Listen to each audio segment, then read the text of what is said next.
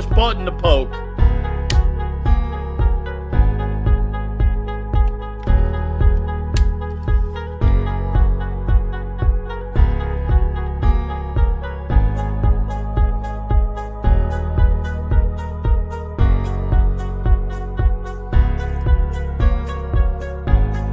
As I suspected, 32 flavors.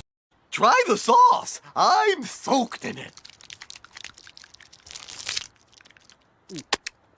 Oh, I could lick you all day long. What?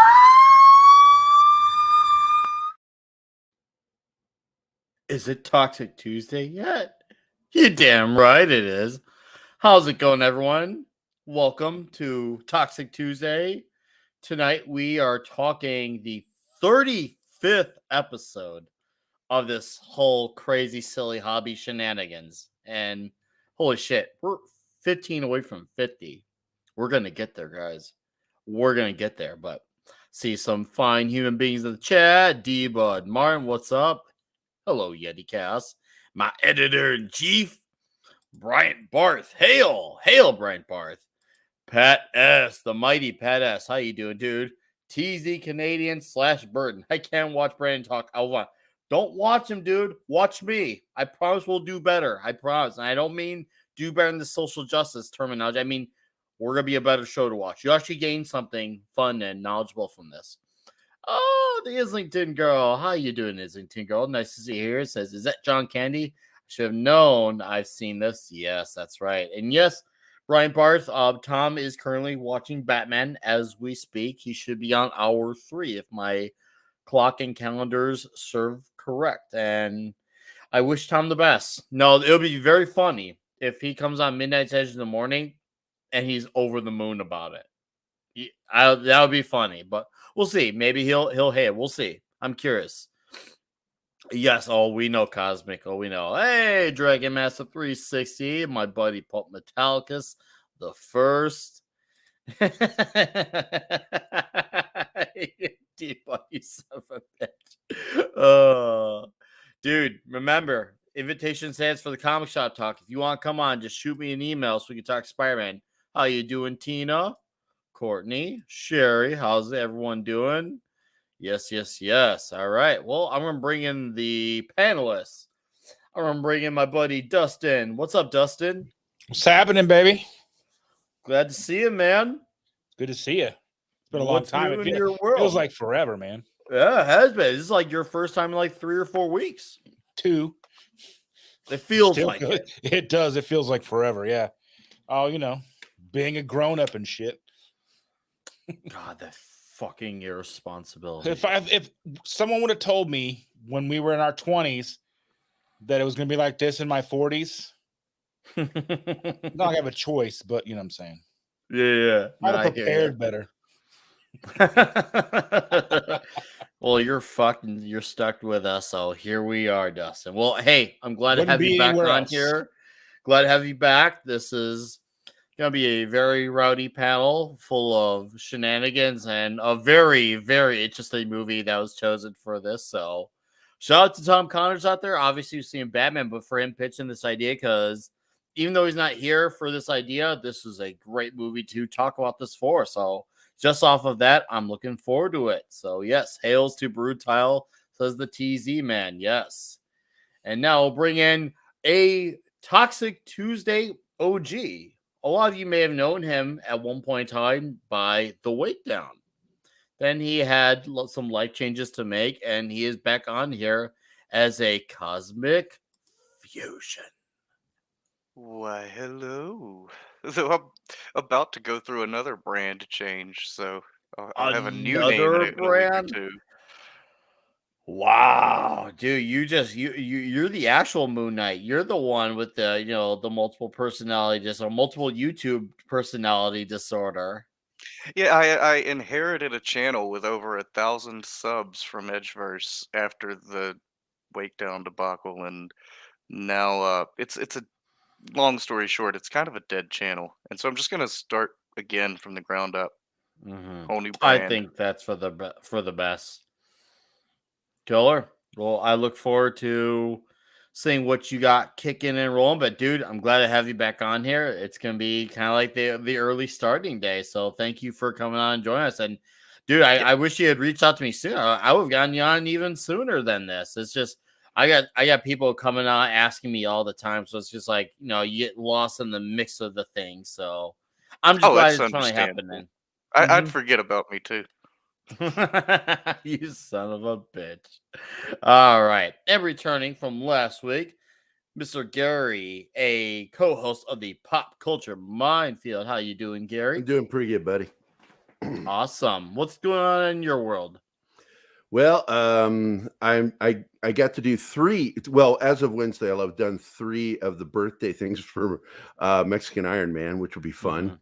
Wednesday is going to be with Gil over at Cardinal Sin. And I enjoy it because, you know, Mike's our executive producer, so he knows I love rejoicing that he exists. But past that, you know, we recorded our new episode of the Scoop Zone where we talk about Geekosity, Mikey Sutton's scoops. And basically that went really well today. Gonna release that on Thursday. And past that, just doing artwork for comic companies. I finished G.I. Joe, so nice, dude. That's cool. Hey, killer, man. Congratulations. I looked forward to seeing what you got, and glad you could be rejoining us again 2 weeks in a row. Ditto, man. This is fun. The time is valuable and always appreciate because I know obviously you run a channel and you're a co-host, and obviously doing it is a lot of work. It's fun and absolutely rewarding, but it does take a lot of our time. So, exactly. And I do want to say something real quick to a good old friend of mine, Yeti Cats. Fuck you. It's not Gerry, you prick. You know that. God, he's such a bastard. He did that on purpose. Not my fucking name. Oh man. All right. Well, we'll bring in our boys here. We got the man who keeps the visuals going on here. He is a giant collector of Benjamin Grimm, the Thing from the Fantastic Four toys, and also 800 other million toys. He is a pal. He even has a Star Trek phone. Ladies and gentlemen, a man who is also close to 200 subs, my ad, Mr. Mark D with a C. Hey guys. Yeah, welcome. Yep, thanks for having me. Yep, another awesome Tuesday night, right? So looking forward to this one. It's a classic. It's a classic. That's the fact. And we need classic and we need funny in our lives more than ever to get away from what other things are going on. So, sir, I'm glad to have you as always. And I'm double checking the photos in the background. Just double checking those mud wrestles. I pulled them almost all of them out, but just so you know, I'm triple checking those and the Aunt Jemima shower and everything. I mean, I wouldn't object to one slipping through. Well, it's not your channel, right? Hey, careful now. That's why the wake down's gone. No, yeah, that's why you lost your first channel. Yep. So I'm triple checking those. If I'm quiet for a minute, that's because I'm going through my my list again of clips. So all good, dude. No, all good, man. Gotta be safe. Be safe. Be protected, right? Yep. God damn it, Yeti says no one wants to see Mark C. I don't care if it is named C. You son of a fuck. I know he's fucking with everybody tonight. Oh my god, get your ass on Yeti. here so we can dish it back at you. You son of a bitch. Get in here. All right. We got a newcomer to the Toxic Tuesday. A lot of you know him. He's usually a moderator on the chats for Midnight's Edge. Mr. Deleted Scenes. How you doing, dude? Good evening. How is everyone tonight? We're doing, man. How are you? Doing all right. Looking forward to discussing this classic comedy with you guys. Awesome. Hey, I'm glad you can join, man. And it's about time I've gotten you on here. I've wanted to have you on here like for a bit now. You're always listening on these movies, and you're always contributing to the conversation. So now you can actually do that by the sound of your own voice. So thank you for taking the time to do it. Hey, I noticed, Steven, that it doesn't sound like you have that 10,000 unit air conditioner going tonight. Yeah, I know. That's annoying as hell, isn't it? Well, we'll see how long that lasts. when he's not talking, when he's on our show, he has to mute because it's so fucking loud in the background. Whoa, whoa, whoa, like the Millennium Falcon. Whoa, whoa, whoa, whoa, whoa. Live from the engine room. I mean, I Yeah. have a fan that I turn off. You know, it's okay. We'll be okay here. And I see Culture Casino's magical rising desk, whoever that is. I love that. Good evening. I love that's the name. But we got one other gentleman lurking in the back, and he's been waiting ever so patiently and eloquently. Hello, laddies and lasses. It's a Brabrecht Moonlichtnacht the Nacht. How are you all doing? I've missed not understanding you 70s. Oh. I didn't understand that, but all I can say is Sean Young. That's all I can say.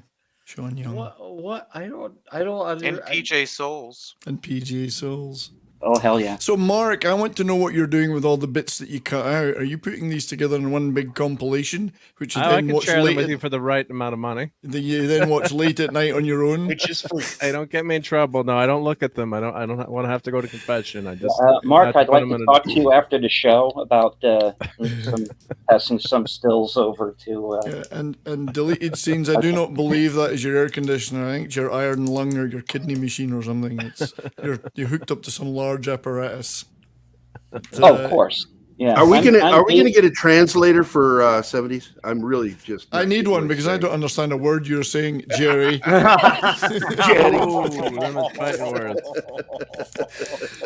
So I'm so pleased to be here for this movie because this truly is the golden era of zany American comedy we were in the middle of when this came out. You know, Blues Brothers, Airplane, yes. Kentucky Fried Movie, Caddyshack. Meatballs, which came before this, and it was like a golden era of zany American comedy. Yes. So it was such a great era. I loved these. I was so keen to go to the movies to see all these films because I was a comedy aficionado. No, yes. 70s. I'm glad you mentioned it because as I was rewatching it, it really sunk in. I'm like, holy crap. We have Ivan Reitman, who is attached to this movie via directorial. You also had John Candy and Harold Ramis, all three of these gentlemen who are no longer with us. And it's been obviously later this year marks 41 years because the 40th anniversary was a few months ago, and it's crazy to watch it. Like even more so, it's just and somehow Bill Murray, even though he's basically Bill Murray looks like he's 100. He looks like he's 100, and I've come to grips with the fact that he might be immortal, which obviously more power to certainly the guy. immoral. He looks old in this movie, actually, right? So. Oh yeah, well that's the funny part. I looked up how old he was when he was in this movie. He was in his 30s, early. He was 4 years older than his character. And he was talking about he was in a 20-something-year-old. His life is he's a crazy cab driver. He's driving an old lady crazy, which that scene is a hell of an introductory scene. What is this guy? That scene right there. So that scene in the cab where he just pulls over on the bridge from that woman being a fucking Karen. And, don't scratch my bags, all that shit. He pulls over on the side of the bridge, tosses the keys in, is like, well, fuck you, lady. That's like that scene. That's like one scene in this movie that would actually work today. Yeah. I could see that. That would make a perfect TikTok today. Yeah, that's that the woman from Ferris and that Bueller is the same bridge, by the way, where Muhammad Ali threw his gold medal off the bridge into the river. So you can get a gold medal and a car key, man. You'd be good to go. And I don't think that's an accident. I think they did that on purpose. Dude, oh man, of course I love Harold Ramis. But obviously before they go in the military, I love the poof ball hair. Oh my god! Well, Dennis Quaid. I want that hair. Dennis You Quaid. just want any hair, 70s. I do. It's like Eric Clapton in Cream when he had the perm. Yeah. Well, Dennis Quaid was originally up for that role, and it was Bill Murray that pushed to have Harold because 2 reasons. 1, they were best friends in real life. 2, he knew that Harold was the writer and that he would be able to utilize that to help him rewrite scenes for him to do better or more improvisation. Nah, dude. Oh, let's see here. Yes, Cosmic, I did do that on purpose. So you are wondering. Oh, okay. That was so I can remember to post it, and I'm glad you mentioned that because that is a segue right into it.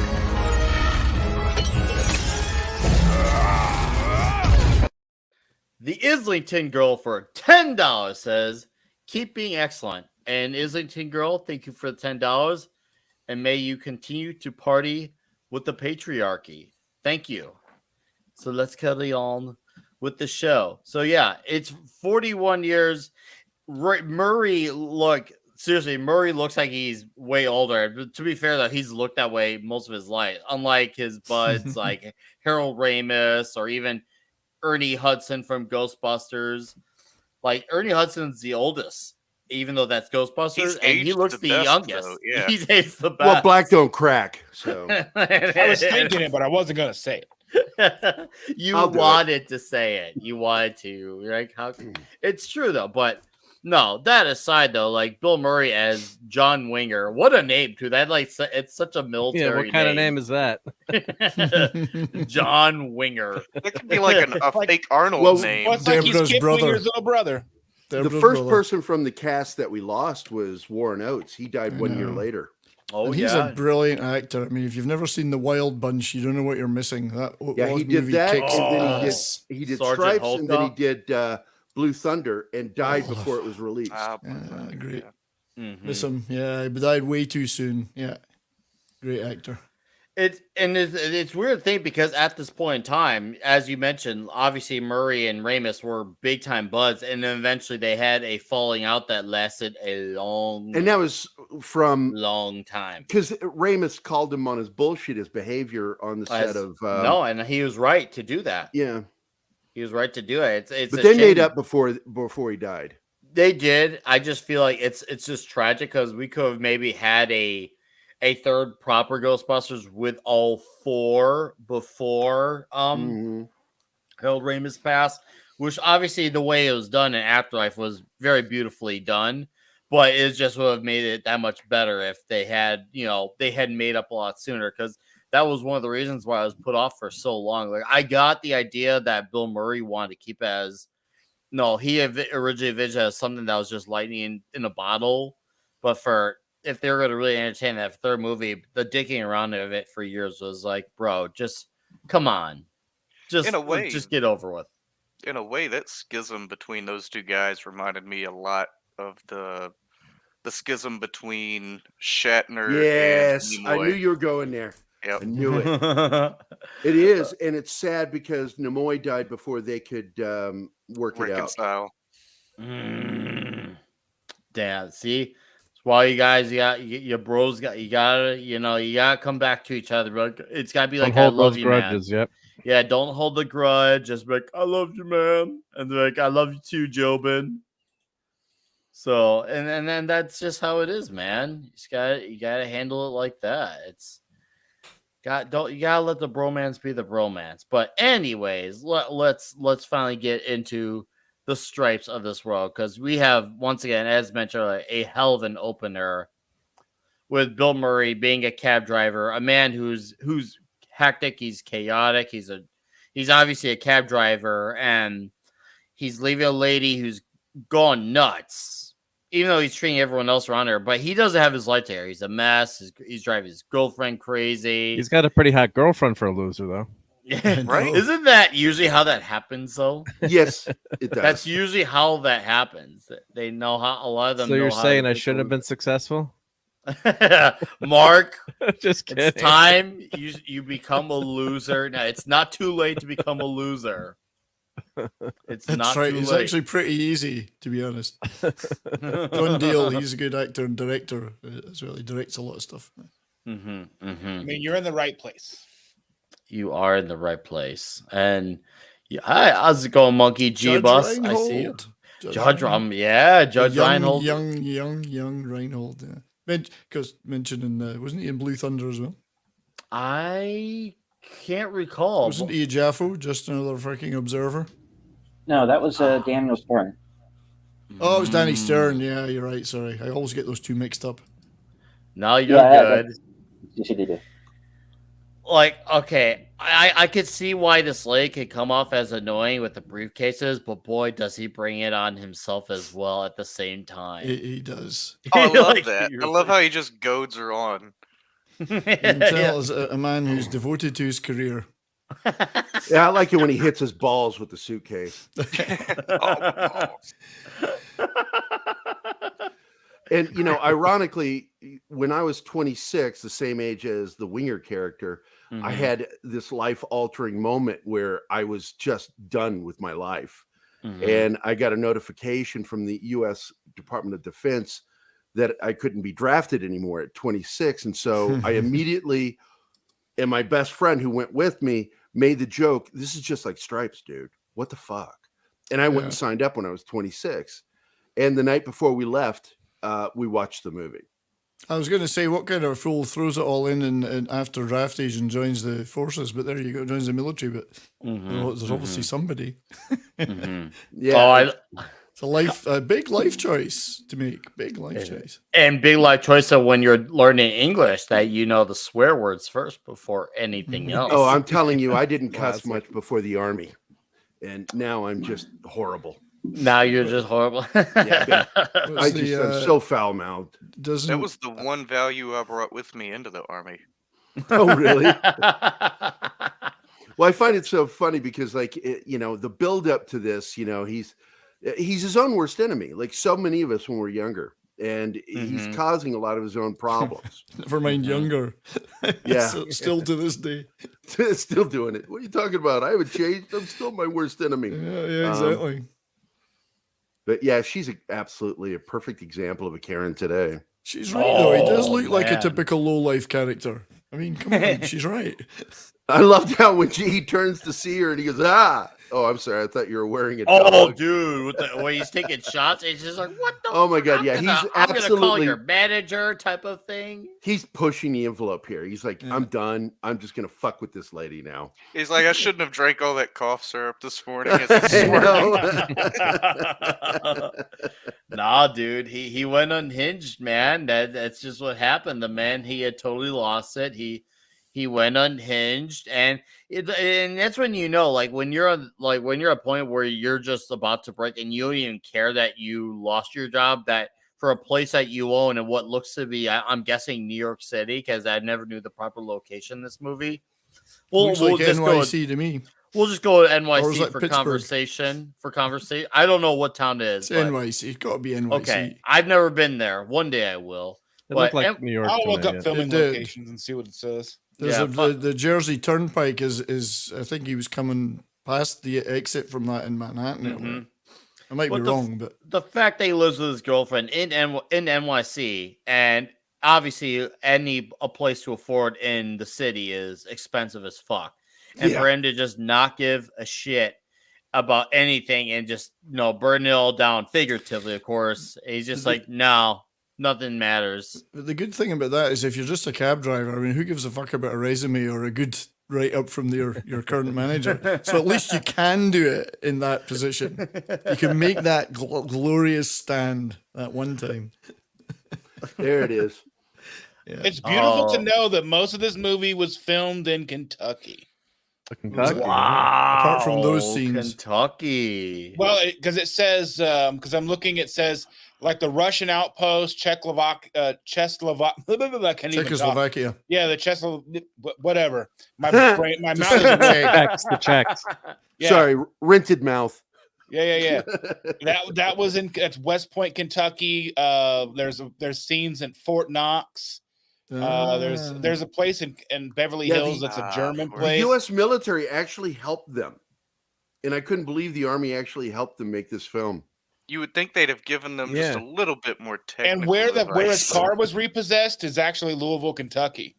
So what looks like Louisville. Yeah, it looked like New York. Oh, dude, this part pisses me off to this day. Oh, I thought I was clipping this. I'm like, Nick is gonna cry. I remember seeing this in middle school and being mad. I didn't care that he left her. That didn't matter to me. I cared about that pizza. The fact that he let that upside pizza down to waste and Yeah, the I know, dust right? upside down, and but no, but Nick, he gave it to his girlfriend though, like he got her pizza, so maybe she ate it. Maybe matter. it wasn't wasted. It's no, it already She was. did not eat that pizza. No, you know she didn't, because she wanted him out. She didn't care about him anymore at this point. She just was like, like what? I've already waited for you, and she's in that position. She's I'm the girlfriend who gave you too many chances type, and now I've had it. And no, and once again, it shows you like he just affects everyone in his life for the worse, except for his buddy Russell. Russell survives him. I would say he's his You're a friend to the point where like dynamo. yeah. Yeah, but if he's not bothered to get his life together so he can be with her, then he really is disinterested. Right? It was right for them to break up, though, because she didn't like Rocky and Bullwinkle. Oh yeah, that's true. She Fair did point. mention Rocky and Bullwinkle. Yeah, this is a Basic very character fair flaw right point. there. Yeah, Yeah. Well, she see? didn't say she didn't like it. She just didn't like the fact that he spends all his time watching it. Well, there's also the other thing that for someone to say what she says to him, that shit was already fueling in the background. So she was already done with him. Oh, of course, yeah. And it's so phony we've to act all like been there. she did when he came in, like everything's fine. No, it's not. Here comes the Hair Bear bunch now. Oh, the our ball boy. out the fucking window is one of my favorite moments right here. Our boy here, Russell here, and I'm gonna have our punch be the transition to the great Harold Ramis.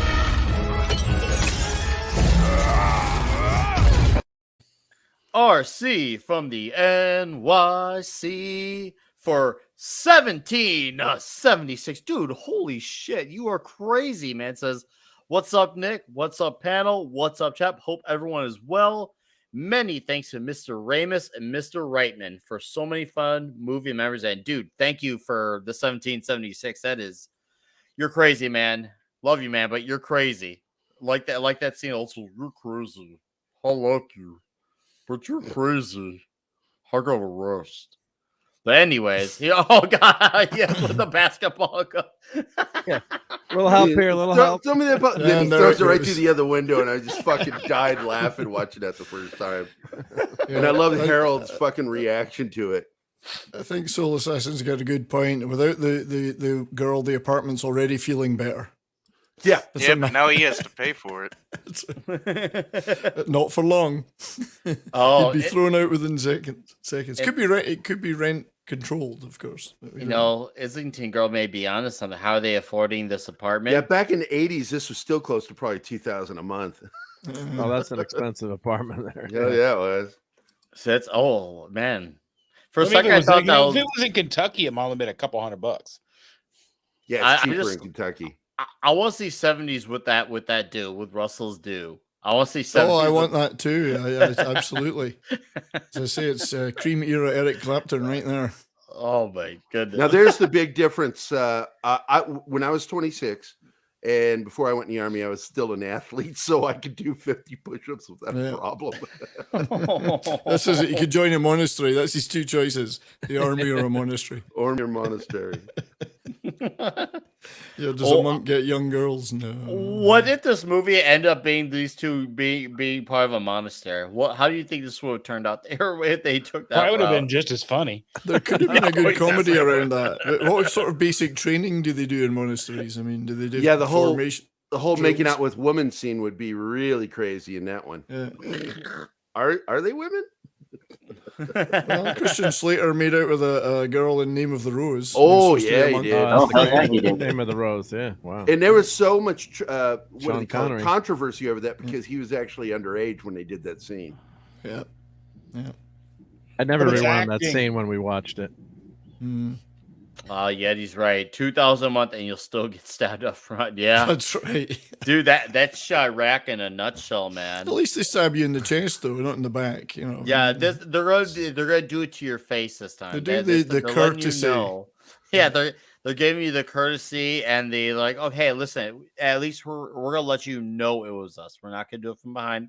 We're gonna let you know it's us. That way, if you need to know, write a report, you need a name, just put me down for reference. Put me down. They'll call me.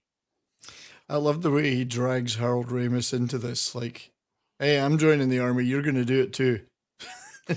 Yeah, I It's know. a perfect opposite too, because he's basically as he says, oh, he's a pacifist, and he's or got a not decent so job. pacifist, because he talks about some weird things that he does that almost sound not so pacifist. Like he talks about how he needs to, didn't like not need a fight except the moment where he needs to. He needs to like really put a hurting on somebody. Like Don't when he's ask, don't strangling tell. Bill Murray. Like flaming, or don't ask, don't tell. No, never convicted. No, homosexual were willing to Never learn. convicted, Dude. So Oh, that some would have of been their in the answers are monastery. cool. That would have been the monastery line. Yeah, we're willing to learn. Lordy. My God, look, dude, seriously, look at the hair right there. And of course, and they never cut Ramis's hair that short or Murray's. Was that part of the deal, or they just Yes, let that was him part keep- of the deal because they Must were the have main been. stars. So, and Ivan Reitman didn't warn any of the actors in that scene when they do the haircut. Oh, you're kidding! Shaving They the hair. John Yeah. Candy's reaction was legitimate when he goes picking up his hair. Yeah, he's holding like and at he the was funeral. depressed after that because they were not told beforehand what was going to happen. These were real military barbers. Mm-hmm. Wow. But Harold and Bill got the nicer treatment. They got high and tights, whereas everybody else got shaved like I did as recruit. Well, I'm sure you did too when you went in there, Cosmic. You That was get the it all. first thing I noticed when they come out and they've still got like a little bit of hair on top. I was like, nope. That is yeah, not, I was like, that's not happening. Well, I mean, like at, you at think Fort like Leonard Wood, they have this giant bathroom, and it's got a mirror that's 15 feet long for everybody to go. Right after you get your haircut, we're all in there, and we're all rubbing the tops of our heads, like, what the fuck? And then, being me, I'm like going, "Hey, Gomez," because we all look like Uncle Fester. well, my question is like, how do you go into a movie about going into the military and not expect to get your head shaved? I know. Right. It's one of the last things you think about. And here's the shot where they showed all those phone booths. And that's what it is like. You get those, and oh yeah, man, those are so important to you when you're in training. Those phone booths. It reminds me of that Simpsons episode where Homer joins the military and they cut out the two pieces of hair on his head, and he's carrying those two pieces out with him. And he's like, "Oh, I'm a freak!" All over just two tiny pieces of hair on his head, and that was basically And Dan Fielding. Dude, here's our boy here, and I think he's definitely Sergeant Hulk is one of the best characters this movie. Even though he's not Candy, he's not Ramis, but his role is still very vital to but his he's a movie real good actor. This is a good old school actor, and he's it's a great name as well, Hulka. I mean, Yeah, he just right? sounds What like a a drill name. sergeant. I Perfect love name. Yeah. Hulka. I love that name, and he when you say he really makes you. He really feels like, oh man, like I better shape my ass up and listen to this guy because he really, he's keeping your ass in check, and it's funny just him showing up all the other guys and calling them out for being slackers. Oh, we got a fucking Yeti. Well, and it should be pointed out he was a Marine in real life. He served in the Marine Corps for 4 years, from 1946 to 1950. Yeah. Oh. So I love the way he salutes, because he salutes properly. Whereas, Larry Cat looks so dumb when he salutes. Hi, Yeti Cast. Hey. Okay, first question. Would the Rangers be your drill sergeant? Because he's got a Ranger patch. I got to say something, buddy. I haven't gotten to say this to you in a long time. Shut up, Yeti. Well, go fuck yourself, Ranger. Jerry. Yeah, fuck you. Fuck you, Yeti. Especially these days, most of your drill sergeants go through a few of the specialized schools, so they'll have multiple tabs. They'll have sapper tabs, SF tabs, and you'll notice he Ranger has tab. 2 separate patches. He's got Cav artillery Scout on his left, and he's got Rangers on his right. Yeah, but wouldn't you be training Rangers? No. Okay. No, every single one of my DIs was former Ranger. Every single one of them. Oh, look at the face. Oh, dude, here's the this thing. is all real. This is all real. Candy and his hair, for me, that's like such a synonymous image, whether it's Home Alone or whether it's Mr. Mom.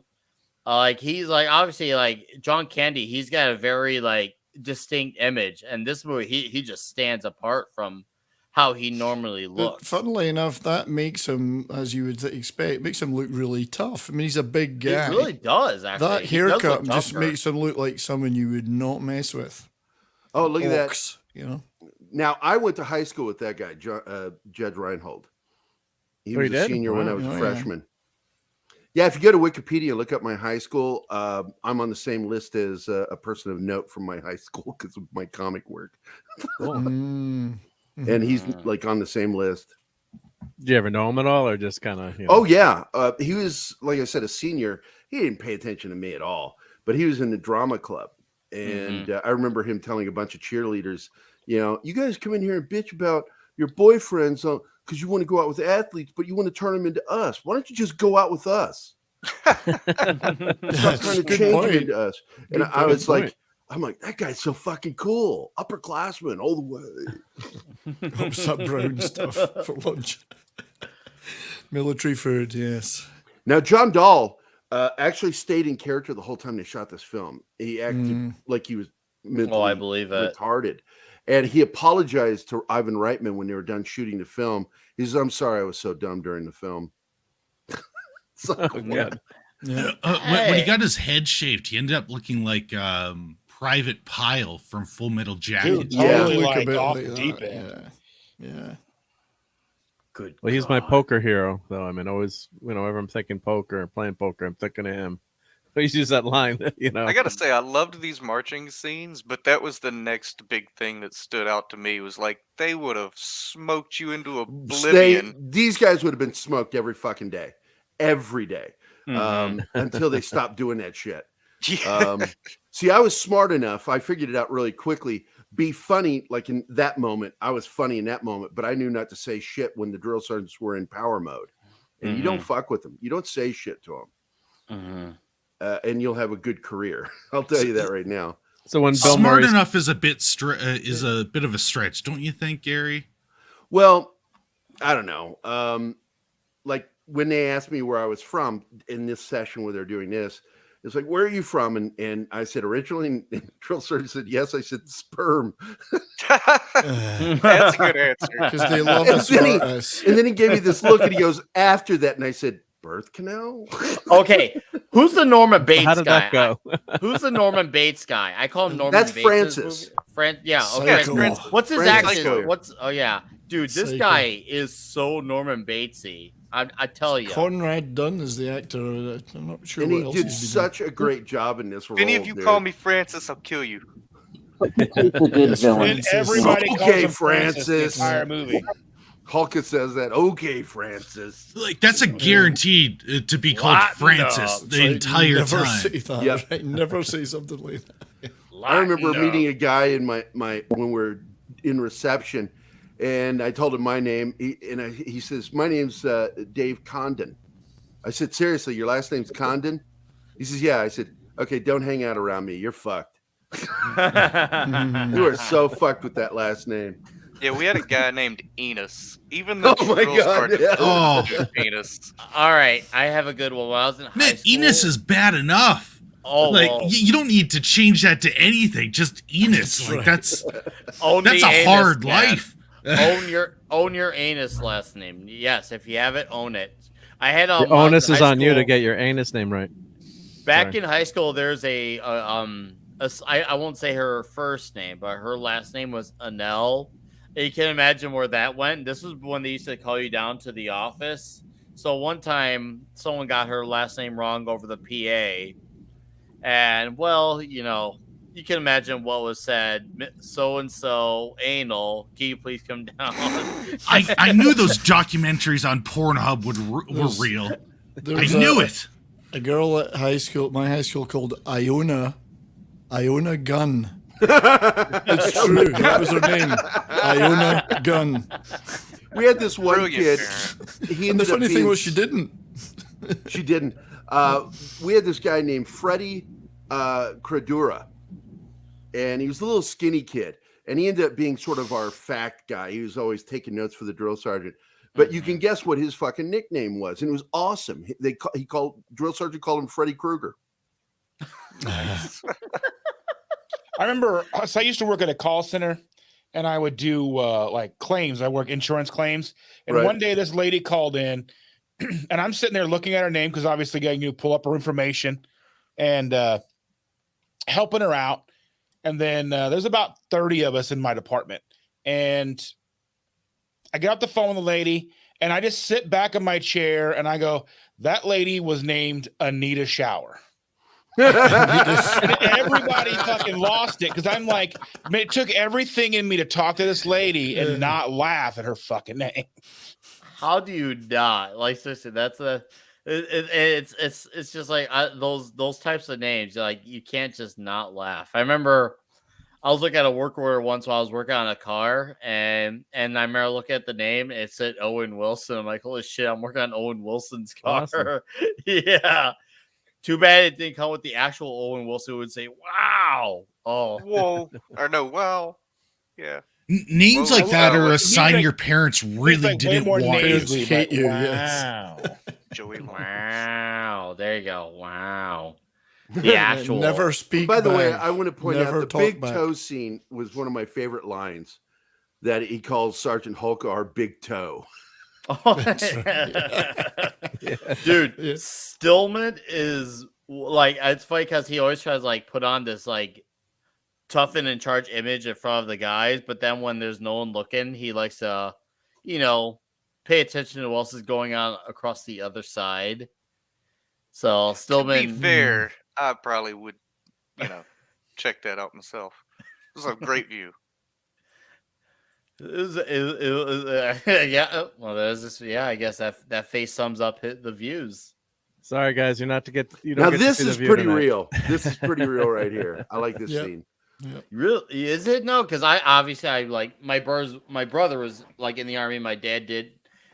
He did time in the service as well. I couldn't tell you what is and what is. I'm just looking at it from the comedy perspective. No, this looked like a legit obstacle course. It is. Somewhere. It was. there. It was there on the fort that they used. Yeah, And so that's why it's so good. It reminds me of the one. This is great where he just Where's he headed runs off? off in the woods.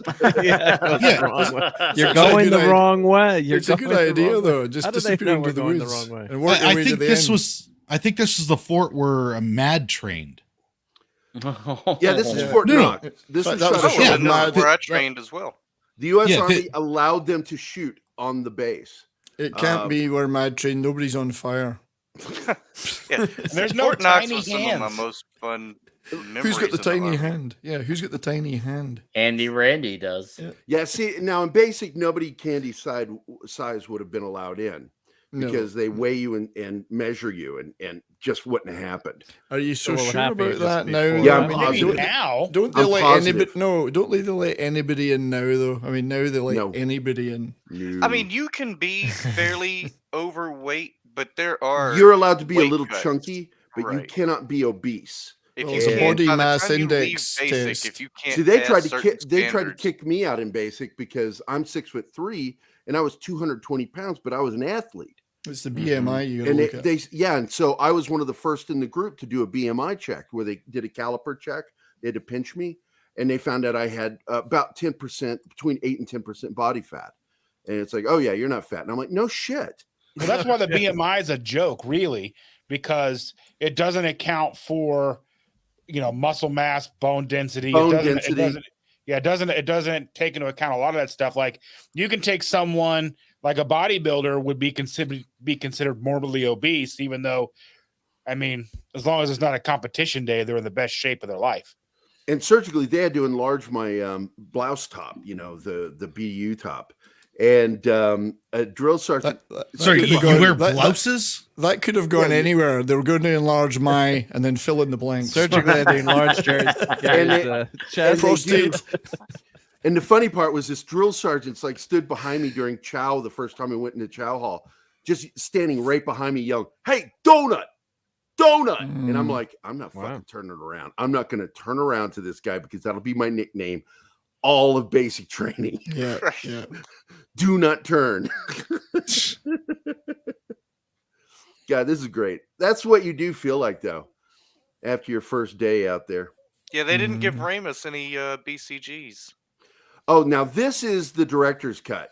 This is a scene. Oh, is it? Okay, Yeah, because I yeah, actually never this saw doesn't this. happen in the theatrical. Okay, That's the one. so I've let's got this one. Yeah. So talk about this because I actually never. This saw is when this they stuff. drop LSD.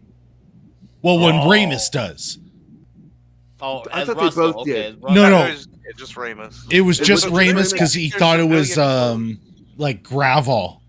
Yeah, and they end up going on a mission, and it's fucking hilarious. It's like, what the fuck? Wow. I love That it was when crazy. guys are wearing military berets and don't know how to wear them. It's great. You'd think costuming would be like, here, fix this. That guy right there would have the shit knocked out of him for wearing that beret like that. Wow, this is a It's whole supposed to be extra. turned a little bit more to the right, right, Gary? Yeah. He's wearing it almost on the back of his head. His isn't so bad. Well, The he's, other he's dude also sitting got next it to at a him. weird angle. Uh-huh. Now, didn't that guy do the salute properly?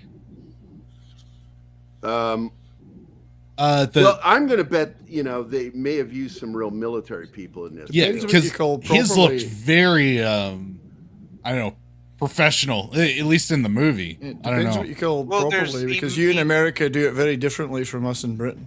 Yeah, Yeah, he you messed guys up the do this etiquette. shit. We do the like that, whereas Benny you do Hill. like this thing. Yeah, we go right out and come back. Well, those of us that were infantry, because I was in the infantry, we did this salute a lot. We would come straight up there and just drop. Yeah, that's very American. None of this side shit. We would do this, Mm. which is the way Sergeant Holka does his salute. The other thing you guys He's do got is an you infantry can, you salute. can salute without a hat on. We have to have we Oh, we Army, don't do that. no, you don't salute with. If you're indoors, you don't salute. Oh, here's one. But With your if gear we on. if I mean, you're off. we had to have a hat on to salute. There's Yeah. no saluting without hats. In or That's out, the same indoors way or we were. outdoors. Yeah. Fusion. I've seen people in American movies saluting Costume with a hat fusion. with no hat on. You were in after me. That's still a thing, right? That you don't salute without your gear on, right? Well, yeah, you wouldn't shouldn't. salute indoors. You wouldn't Indoors wear at your all, cover yeah. indoors. Yeah. Yeah. You Once you would. remove your cover, you don't salute. Now There you must be will a salute movie- outside if you're wearing your beret. Yeah, but Yeah. I must have seen a million movies, American war movies, where they salute outside without a hat on, and I don't know Yeah, why. that's stupid. The Yeah, one it's thing stupid. that always stands out to me in movies with salutes, even in this one, is the etiquette. If you are saluting a higher officer, you hold that salute until they return it. It's They not up to return it. you. That's right. That's right. Yeah. They have to return it. It's just. Oh, yeah. see, I did not know that. So I'm glad it's so funny Well, that I got Cosmic and Gary on for this because I didn't don't know know any if- of this. Well, I don't know if Cosmic you- will like this one because, like, I had we were on the tarmac, PCMSing our Humvee, and we had an ambulance Humvee, and there were 3 guys with me, and it was really hot on the tarmac, so we were at a wet bub level 4, where we're wearing civilian shoes, tennis shoes, no cover, and just our t-shirt and unbloused cargo pants. That and- unbloused term is very something. I know. Well, that's when it's not tied at the bottom. The bottom is I'm getting a very different idea. yeah, when you right. say it. Unbloused. It's so sexy. So this officer comes walking by, and he's a second lieutenant, and they're just the fucking worst. Yeah. And he goes walking by, and I looked over my shoulder behind me, and I saw him. I said, "Morning, Lieutenant." And he stopped and turned right around and walked over to me and demanded, because second lieutenants want their fucking salutes, man. So he says, "You have a Fucking problem, butter bars. soldier?" And I grabbed the rag, start wiping my hand, and I slowly turned to him, and all my guys are like just watching, waiting for what's going to happen, because they always knew I fuck with people. And I looked at the lieutenant. I said, "No, there's nothing wrong with me, second lieutenant. Is there something wrong with you?" And he stood there for a second, Wow. wondering why I phrased it that way Hubba, hubba. when I referred to his rank. And he looked at me, and he just automatically went, "Sorry, sir." And I went, "As you were, Lieutenant." And I turned around and went back to my work. I'm a fucking PFC. I was E2. But Did he you doesn't guys- know that. He didn't Did you- know. He couldn't figure it out because I had no rank. I had Did nothing you guys on. ever do what we did? We set up saluting traps for officers where we'd split up and be about 50 yards Yes, apart. yes. And we just keep walking past the officer one after the other, and they had to salute It every really time. annoys every him. time. It really We does. loved that. That was fun. And another one I did, I'm sure Cosmic Fusion will appreciate this one too. Is left-handed salutes for reservist officers. Oh right, yeah. Throw up that left hand. Morning, sir. Confuse the hell out of them, yeah. And you could always spot them because their lapels were all wrinkly. Yeah. They didn't have their headgear on correctly, which this is how you would wear your headgear. All the way it's down. even It's worse like now two because fingers. it's all berets. So That looks uncomfortable though. Like No, it's not. no. I loved it when So we just wore going- garrison caps and stuff like that. I liked it. We Oh, got they're the great berets hats. later, and I wasn't fond of it because it doesn't block the sun out of your fucking eyes. But just to go back to the movie briefly there, why Yeah. would they give a new set of new recruits the newest, best vehicle in the army? It wouldn't happen. Why Never the hell fucking would you happened. do that? I mean, it to first the of all, Let them finish people, yeah. basic without a they drill finish sergeant. basic and go straight to Germany. I'm like, That's right, in this AIT? top secret vehicle. And somehow the same two MPs and the drill sergeant End up ends in Germany, Yeah, right? Yeah. And we're so glad they did, of course. I mean, it's a No, it fun was film, but it's so Czechoslovakia, and they fantasy. went to Italy. Jeez. Oh yeah, it might be Italy. Well, they go to Italy, but then they end up in Czechoslovakia. Right? Yeah. Yeah, not Germany. Yeah, and never in the history of the military did they ever have anybody finish basic training without a fucking drill instructor. That's just insane. Yeah, right. Because you have multiple instructors, and not just for your platoon; it's for the company.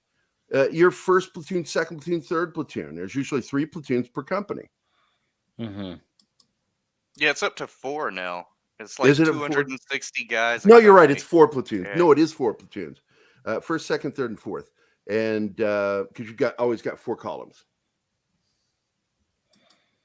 Oh, those are boys there. Who's gonna be the first one to confess? So, how often do you guys see something like this happen when you're in the military? Gerry, This Cosmic. happens. Well, Yeah, that happens this- all the time, I'm sure. Oh, you mean what's happening here? Oh man, dude, we did a raid on all the candy machines in the other area of the barracks because our barracks didn't have candy machines, but the permanent party ones did. So we sent guys out the windows one night, second floor, and and it was really funny because when the MPs shone a light on them, they looked like cockroaches when they spread out. Scatter. And they all got busted, and they all came back, and it was funny as hell. We Dude, used to steal signs from other bases. You know, there'd be a big sign up saying "Welcome to camp," whatever, or "Welcome to RAF," or we'd steal them and take them back to our oh, base. hey, Rudy, That was our good boy fun. Rudy here says it doesn't happen anymore. And aloha to Rudy, by the way. How you doing, Rudy? And then RC here, so who's in the Navy. DIs are called company commanders, 2 per company They're of usually 90 chief petty recruits. officers. All right. Man, Chief I petty got all these military guys here with the knowledge here. I love it. This is great. So I love this scene because you see he's just like, come on, This is a dude, good son one. of a Yes. yeah. Maybe Human says, "What the fuck? Candy machine raids on military bases?" I'm like, "Fuck yeah!"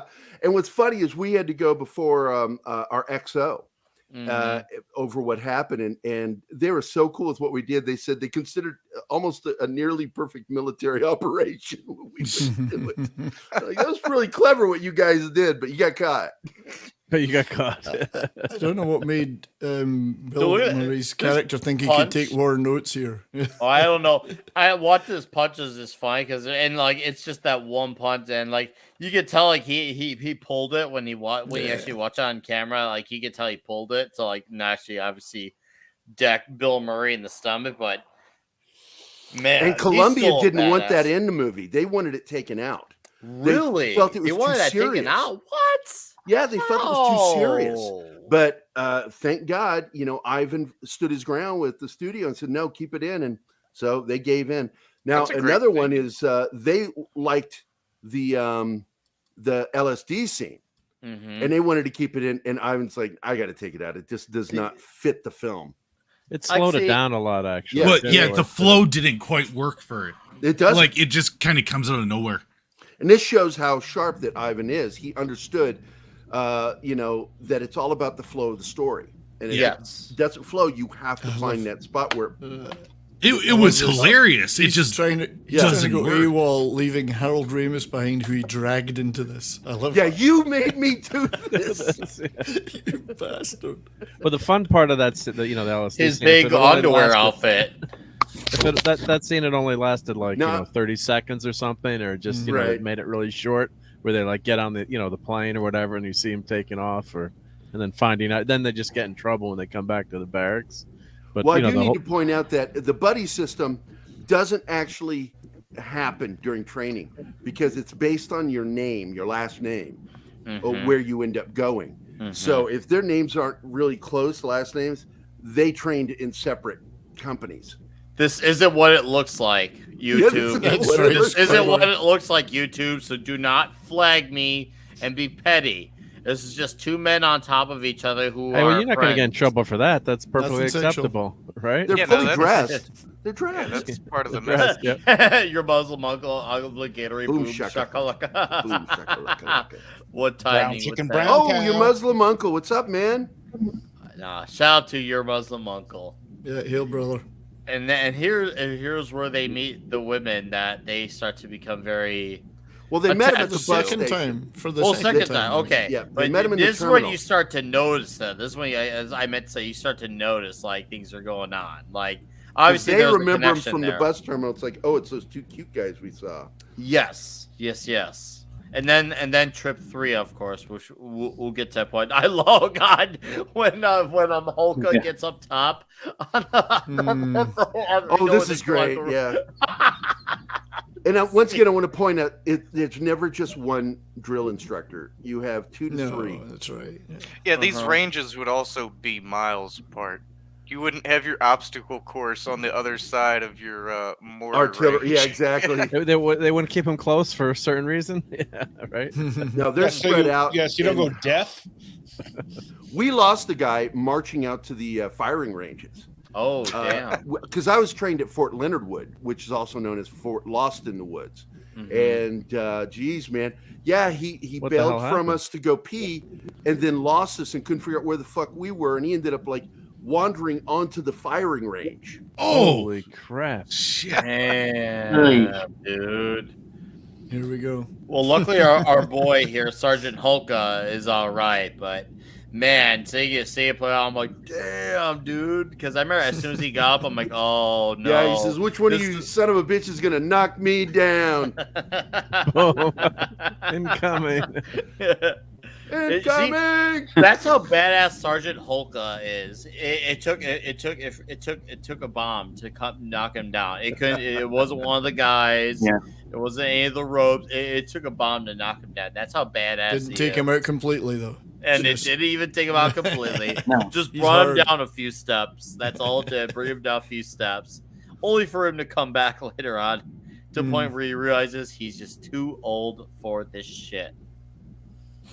I mean, you got to wonder, like, okay, so he gets taken out, and then nobody thinks, well, we should probably replace him. I know. That's right. We Well, just got these guys we've sit got a whole around. platoon of guys that are unsupervised. Yes. They'll You be can drive a fine, tank through that What plot could go hole. wrong?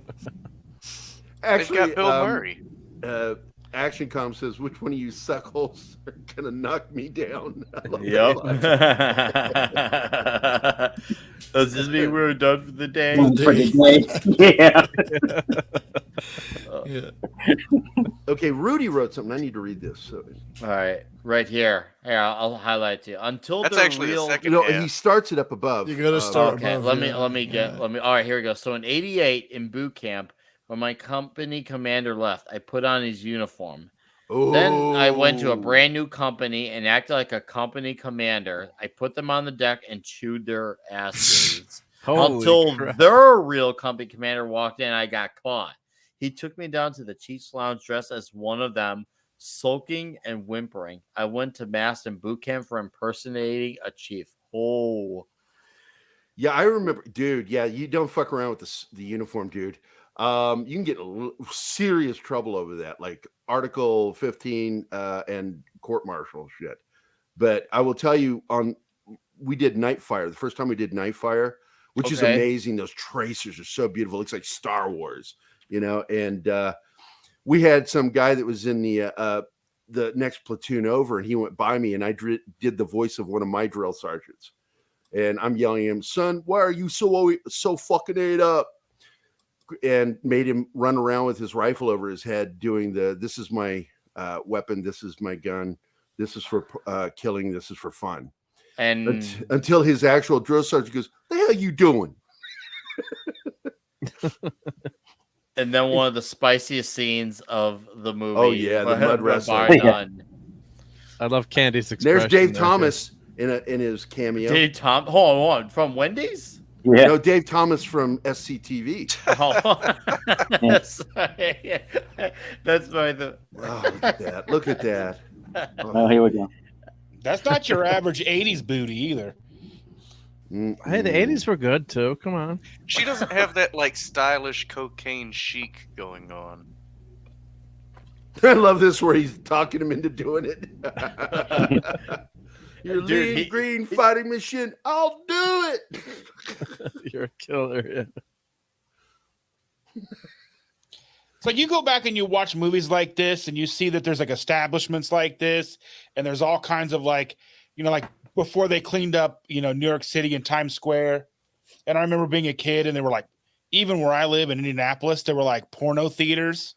And you knew what they, even as a kid, you knew what they were, but you didn't really quite know, but you knew, like, because they were the theaters your mom didn't take you to. It's almost like New York City with what is now the Broadway area where just it's so amazing. When I was a kid going to New York, that was all porn shops and window shops where you go in and pay money for a window to open up and a girl would dance and do things naked. Yeah, it's weird because I remember we used to have like a 24-hour like porno shop. Like it was like it would sell, porn arcades. Yeah. But we didn't have like the peep shows and shit. At least not that I know. But I mean that's the shit that like. Well, they had private rooms in a lot of those places, and I bet you had one where you would go put money in and it would roll a movie so you could jerk off to it. Seriously, they did that.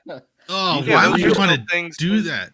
Like, how many other people were there before you? Oh, no. They don't think about those things. They just think about their moment of I got to bust a nut. I'm having a stressful work day. I'll be a nut buster. The dark ages before the hub. I remember the first movie to really show one of those was The Howling. Well, because the opening scene where he becomes a werewolf at the beginning of the movie, they're in one of those little rooms where they show the porn film. Soul Assassin. I know my porn Soul Assassin. Did anybody ever watch that show like Dave's Old Porn? I do not know. It was Dave Attell had a show on like Showtime. Oh yeah, my god, I got to go back and look for that. That would be great. Edited like porno videos, and he would have like old porn stars on and like talk with them about it. Oh my god, that'd be great! I gotta find it. It was amazing. It was called Dave's Porn. What is it called? Dave's Old Porn. He was like, okay, I gotta look. Yeah, because it was all 80s. He had like Sika on and like all these like older porn stars like Vanessa Del Rio. Yeah, Christy Canyon and all that stuff. Yeah. It's funny that they're having the police showing up because it says that they're acting like this is like some underground place, but yet this is a place that's just right in front of everyone. Yeah, why did the cops show up? Yeah, why? I didn't understand why the police showed up because I'm like they seem like they're operating as a normal, legitimate business. It's because they have soldiers that are AWOL. Yeah, they've got an entire platoon of soldiers missing. Oh well, yeah. All right, they're AWOL there. All right, yeah. Okay, that makes sense now. Yeah, because you don't get like a weekend pass when you're in basic, do you? No, you get 1 day at graduation, just before graduation, and you still get 1 day, one fucking day. Then you graduate, and then you're fucking on a bus going to AIT. What's AIT? Advanced Individual Training. Yeah, it's like advanced basic training. Basically, it's where you learn your specific MOS. Exactly. Yeah. You've got to know acronyms. All right, in the guys. military Here too. is the link in the private chat. There. All right, now shit. Rudy here says I joined the military specifically to get laid worldwide. Pattaya, Thailand, Guam, Copenhagen, Spain. It's a great life. I am actually the only guy in my company that got laid before we graduated because I went bowling and met a girl at the bowling alley, a permanent party, and she took me home. It was nice. That was a good night. Yeah, it was a magical night. Basic training, and they can get in trouble. Permanent party get in a lot of trouble if they interact with recruits. So I had a friend who was in the Navy, and then he went to the Philippines, and he's like, "I met a girl, and she wants to marry me." And then we're all like, "No shit, Chris, really? That happened? No, way!" Really? Yeah. We're like, Chris, maybe she's into it for something else. Yeah. I know. Well, I noticed that pattern with a lot of guys. Years later. And I don't know if it's just because they're like dudes are just surrounded by dudes 24/7, like, or in the military, but. A lot of guys, especially whether friends of mine or brothers, friends of mine, a lot of them, when they come out of the military, they want to get married like right away. And I remember BAH, man. Well, isn't that because if you get married, you don't have to stay in the barracks with other dudes? You get to stay in the residence? You get housing. Yeah, that's why me and my ex-wife got married. We wanted that house. You also get more pay. They used to call it BAQ. I don't know what they call it now. And then you got to have a kid right away too if your wife is enlisted, because then makes much more sense, right? So they said there's a big problem. The bigger your family, the more BAQ you get paid. There was a big problem on some of the ships. They said because a lot of the women were getting pregnant. So, and then it was cooking can be fun, you know. Man, so the guy, Jemima treatment. That's my favorite scene in the movie. Home cooking can be fun. And how much of this was ad-libbed by improvised. It was ad-libbed. It's got to be ad-libbed. She just went with it and followed his lead. And it's so adorable. This is one of the cutest scenes. Michael Myers was so pissed seeing this. Because that could have gone so differently. He actually got his shot. Unlike Michael, he got his shot. Oh, what's this here? I met a female Navy Shore Patrol, and her last name was Bag, and her rank was Seaman. At least her last name wasn't Staines. If her last name was Staines, it could have been awkward. Okay, I got her off my bike. Bear with me.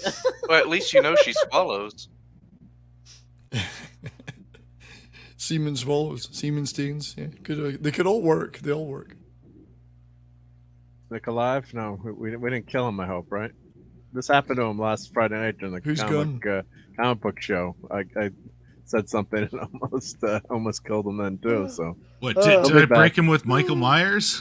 No, feed him with something else. Oh, feed Nick pizza. He'll come back to life. The semen killed it. Semen stands. Yeah. The semen will do you in every time. And here's a funny one for you Navy guys out there. I wanted to be a hospital corpsman in the Marine Corps, and I was hoping that I didn't have to go through the Navy when I was seeing the Marine recruiter, and he's like, "No, you have to see a naval recruiter." So I go see a naval recruiter, and he's like, he was honest with me. He's like, "You only have like a 20% chance of being attached to a Marine unit. The odds are you're going to with a Navy medical unit or with a vessel." And I went, "So 80% chance not being with a Marine unit." And he's like, "Yeah." And I went, "Yeah, that's not cool. I don't want to be in the Navy." So, and he was just the look on his face was like, "What?" Well, you know what they say Marines, about right? Navy submarine crews. Yeah, none of that sounded good to me. So I went and I joined the Army because I had a 100% chance of being a combat medic there. 120 men go down, 60 couples come up. Boy, I got to tell you, there was some swallowing that night. Holy shit! Wow, damn. I'm sorry. I'm at a loss for words here. Now this is a great man scene, and the bag, but yes, they had a great. Well, these two have like this great night with those MPs. Well, these guys have been put through hell, chewed out. They got chewed out by their higher ups. Yep, exactly. They were taken to jail and then got chewed out. So they're not too happy with Winger and I forget Raymond's Russell. Yeah, John Winger and Russell. Francis at the knife. Zinsky or something like that. Let's just call him Norman Bates. I know his name's Francis, but we'll call him Norman Bates. Okay, Norman Francis. Bates. Okay, Bates. And then there's the Ox, John Candy. I love his name, the Ox. Like that's such a John Candy name for him. Man. He actually does look like an ox with the haircut, though. I will say, like the name lives up to his appearance sake. So. It does. Well, they did really good jobs with the characters' names and casting the actors perfect for those names. And I got to tell you, Quaid wouldn't have done that character right. I'm glad they got Dennis Harold Quaid. Ramis. No, Yeah. it really was meant for Harold Ramis. I feel like this is definitely more. Oh God, I love this because you see them trying to do basically 3 a.m. training, and they're just like, yeah, he's got your basic soldier handbook. This is the line that would have never been in the movie if it came out. Not today. I don't understand why he freaked out though. That it didn't make any sense at that line. Like why John Candy just got angry right away. I think that was kind of a controversial line at the time too, if I'm remembering the movie. You know, maybe it's something I'm not aware of. But like, was there something cut? Because I don't remember seeing him fighting with guys before that point. He seemed basically what's going on here is that they've been up without sleep, and they're all stressed out. They know that they're either pass or fail now, and so they're all thinking they're going to fail. So a lot of agitation, irritation. You fail basic training, Gary? What happened? Well, you can fail. Oh, yes, you can. You can be recycled. And that's what you call a person that fails it is a recycle. Because they don't pass the physical test, right? They get one chance to do it again.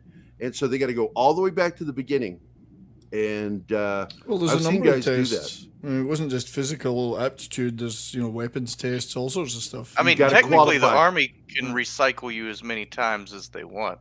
I never saw anybody do it more than one time, and then they would I'll give you an example. We had a guy about 4 weeks into basic named Bill that decided he just didn't want to be there anymore. He stopped doing everything, and eventually, by the end of basic, he ended up getting recycled, and then months later, they ended up recycling him again, basically just to fuck with him at that point. Well, that's what it sounds like. It doesn't sound like it was something. Wow. Because there's a point where they're like, look, man, you're not going to do this. You're not doing this. And we're not going to keep paying you to do it.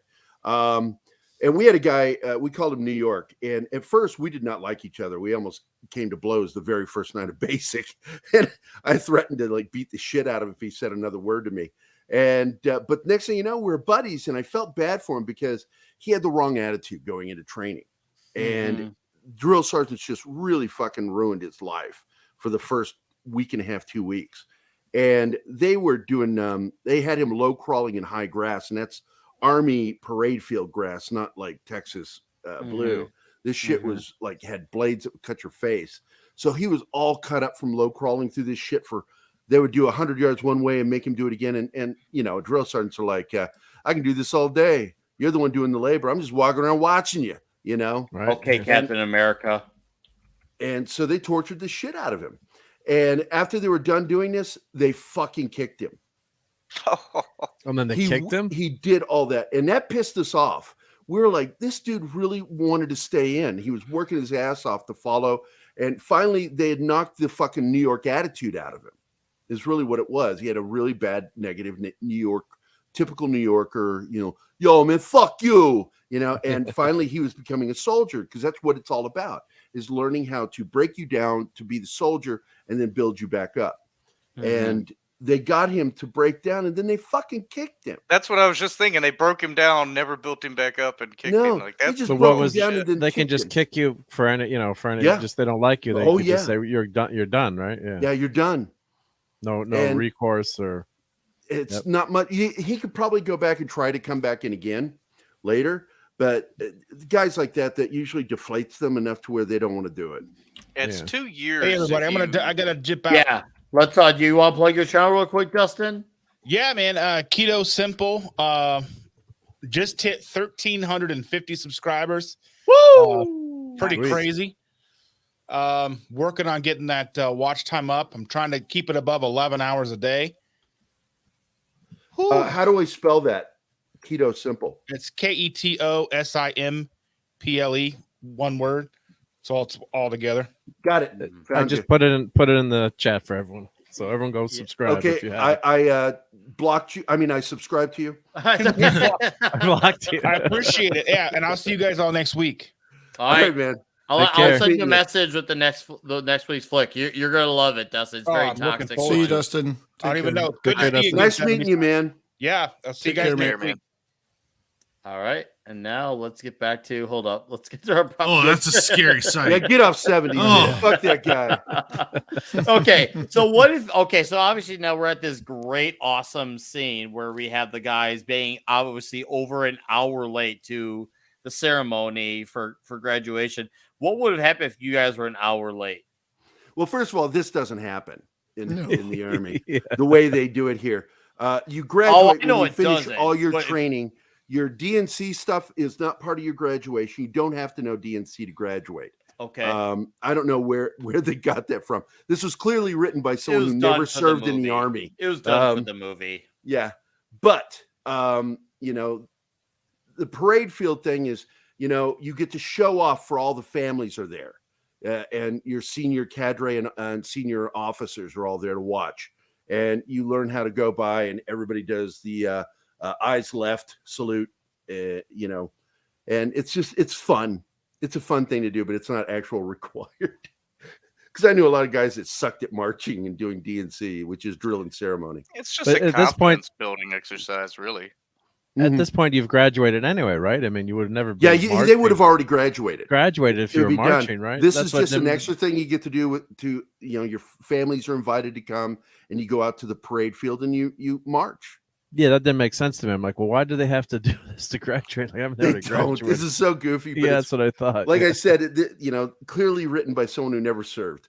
Mm-hmm. Yeah. Oh, and it shows, and I figured that out quickly. But just like, what would have happened if you guys were like to this type of event late? Just like the fact I that love they're out late. there in front of a general, and Bill Murray's shirt's not even buttoned. Yeah, it's just ridiculous. The whole thing is so ridiculous. Could you imagine what would General Patton have done? Right? I mean, yeah, to answer your question, you glorious sons of bitches. Yeah. Yeah, I don't think General Patton would have. No, he wouldn't have liked this. He would have kicked General Patton would have kicked the crap out of. Holko would have never led this past. No, see, Holko would have been like totally alpha. Well, like, dude, no, get the next over, because every company has a first sergeant who's the senior drill sergeant, and he would oversee making sure everybody had their TIs. What is? That's real General Patton. That's not George C. Scott. That's not George C. Scott. Yeah. Patton's voice is nothing like George C. Scott. Actually, a high voice. Let me tell you something. Yeah.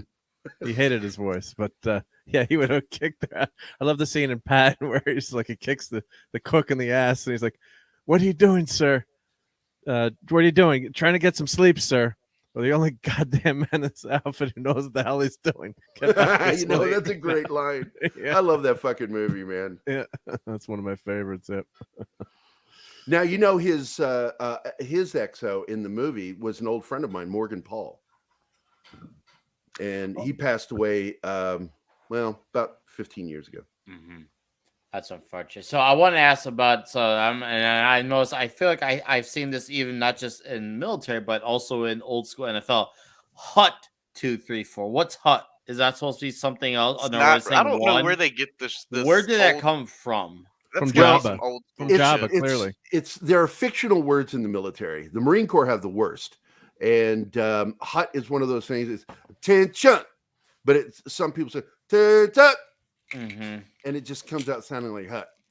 Yeah, and when you're marching, it's not the marching cadence. You know, when you do basic marching, and like we had a drill sergeant Merititi. He was from Hawaii, and he was former Marine Corps. And like I got called out to do cadence with him, and I did Marine Corps cadence, and it tickled him. He actually thought that was funny. Which in the Marine Corps you go I ole,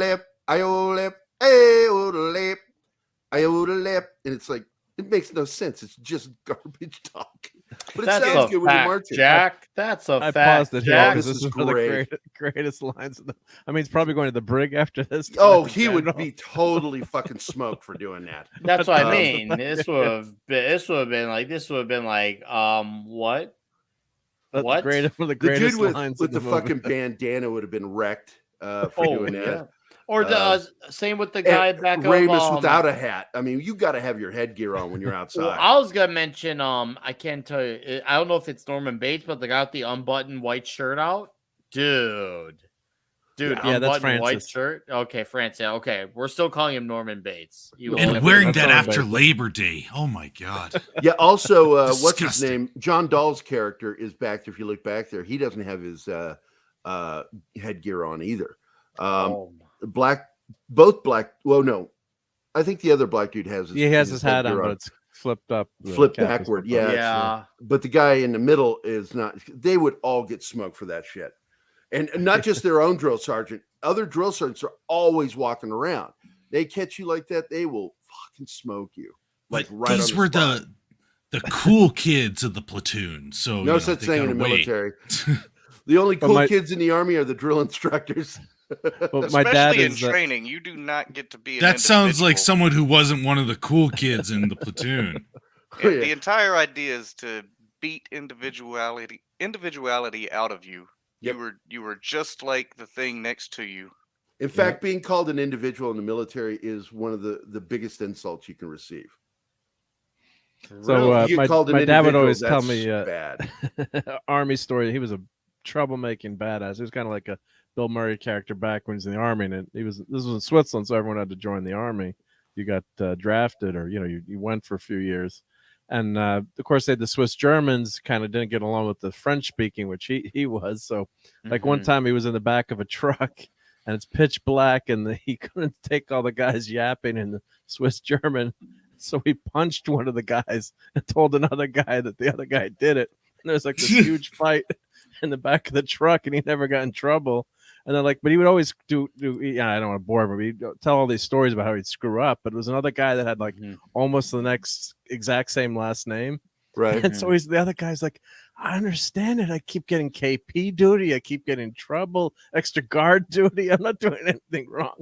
So every time my dad would screw up or F around or tell someone off, they would get the other guy in trouble. It was I wish I had some of those written down, but some fun stories. Yeah. Yeah, my favorite George Patton fact is that while he was at West Point, one of the essays they were tasked with writing was a theoretical assignment on how would they invade America as another country. And I can't remember the country he chose, but he said that he would attack all of our ships while they were at Battleship Row and basically disable our Pacific fleet and then invade through the Northwest. And his instructor gave him a D, told him it was the least realistic scenario he'd ever heard. Almost got him kicked out of West Point. He was also dyslexic too, so he had a real tough time getting through West Point. He had to actually repeat a grade. So yep. Big. God, look at that big old grin on the Hulk's face. I love that giant ass grin they made, and of course, this is where the great influence scene from Winger to Russell is like, come on, you want to. He's you like, want to no, do it? No, you don't want to do it. Oh my God, so good. And this vehicle is so ridiculous too. It's like it's such a ridiculous it's vehicle. so fun. You I guys love this never when he saw walks that in in. the Army, right? Yeah. Where is it? He just loses his fucking mind here. This is where great. the fuck is my truck? My truck, yeah. Larry Kent is actually great in this movie. He's just perfect. And he improvised a lot of his shit too. And another bit of trivia I remember is he broke his nose in the door scene because he wanted to do it one more time. And when he did, he smashed face first into the door and it broke his nose. Ouch. Yeah, ouch indeed, man. And dedicated of course, to the cause. Yeah, and talk about these guys. First thing they do is they go pick up their ladies, man. And then they go out, joyriding with this sucker, and then their boys need to go find them, only for that to backfire. Like, oh, so this is where they gotta truly prove themselves. Because I remember when I first saw this some moons ago, I was like, what are they trying to prove in this movie? Obviously, besides moving on to a higher level training, then I'm like, oh, okay. This is when I realized, okay, this is what's going on here. Oh, wait, what just happened? About. Something went wrong. Let me check. Yep. It's back to the beginning. Starting. Let me fix that. I had some when it happened as I was pulling some slides, some of them went out of order. So here, let me go. We're about. Let's see. Him RBI. This is how it was actually anti-establishment. Yeah, right. Oh, hey Yeti. You gotta go, dude. Yeah, I gotta take off. Yeah, let's plug in. Oh your my channel real God, quick. I get to say fuck you one more time to Yeti. Yes, Fuck you. I miss you, man. I miss you too, so fuck off.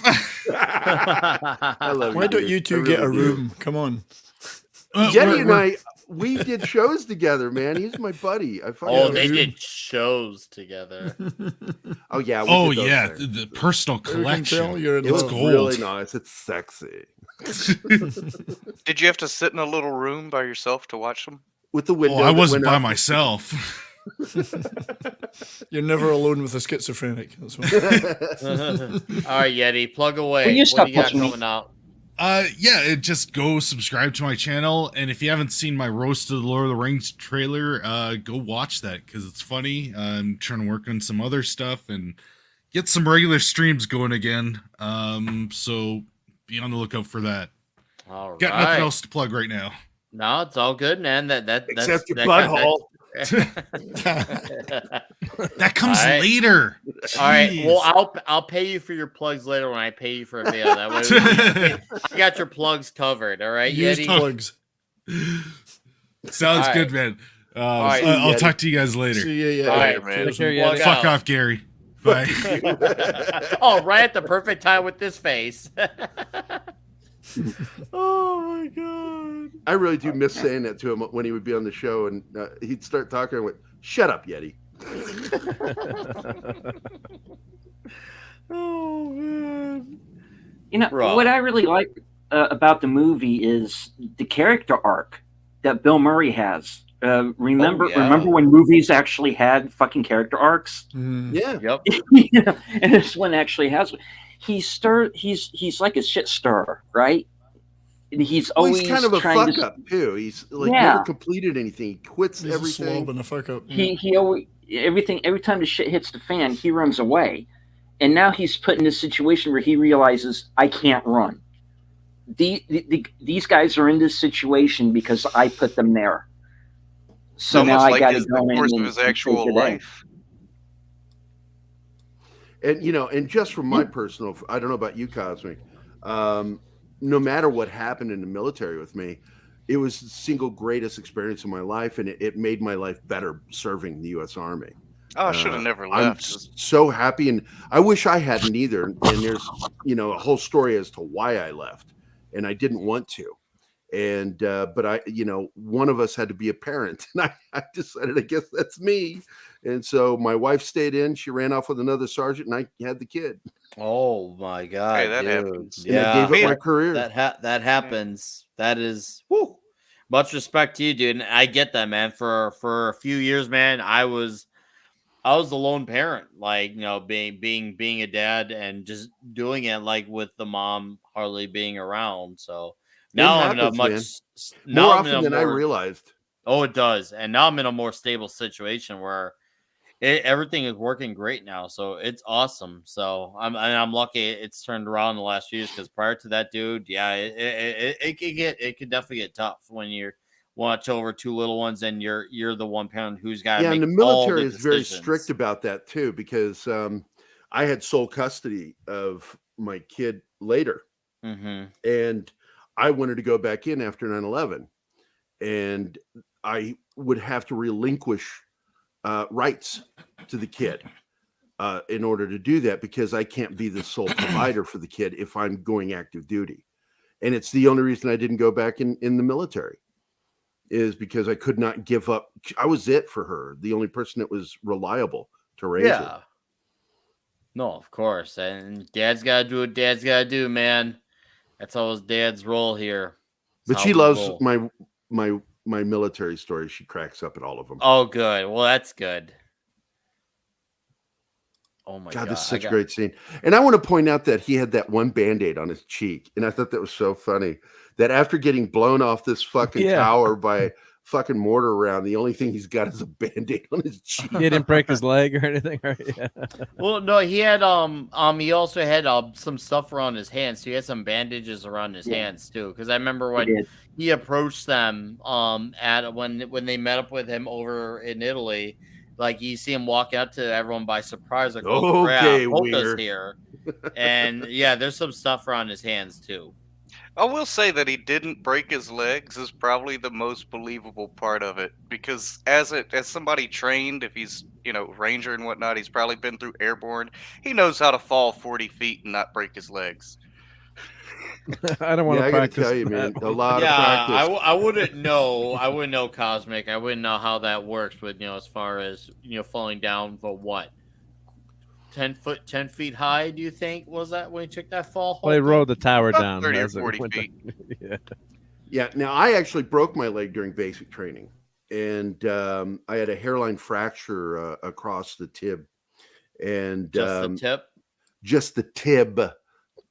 I did that on purpose to ruin the drama of your situation. Well, it's really kind of funny because an idiot fell, and I went to grab him, and my leg went through the mesh net and underneath the platform, and it cracked my leg when I did it, and I caught him.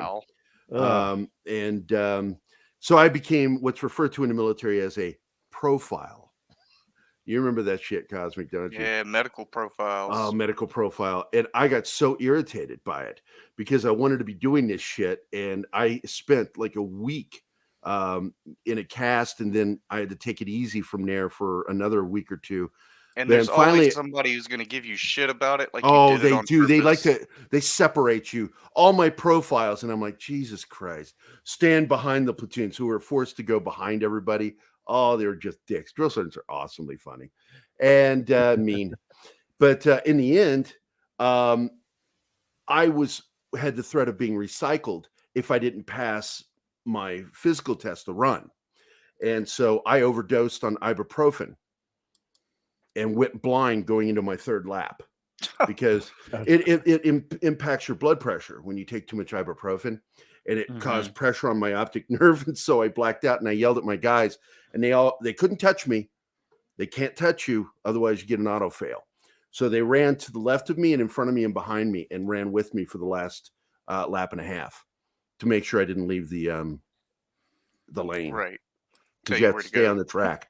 Because if you leave the track, you also get disqualified. And so they ran with me. And there's this big emotional crying, I love you, man, kind of garbage that we did. It was so gay.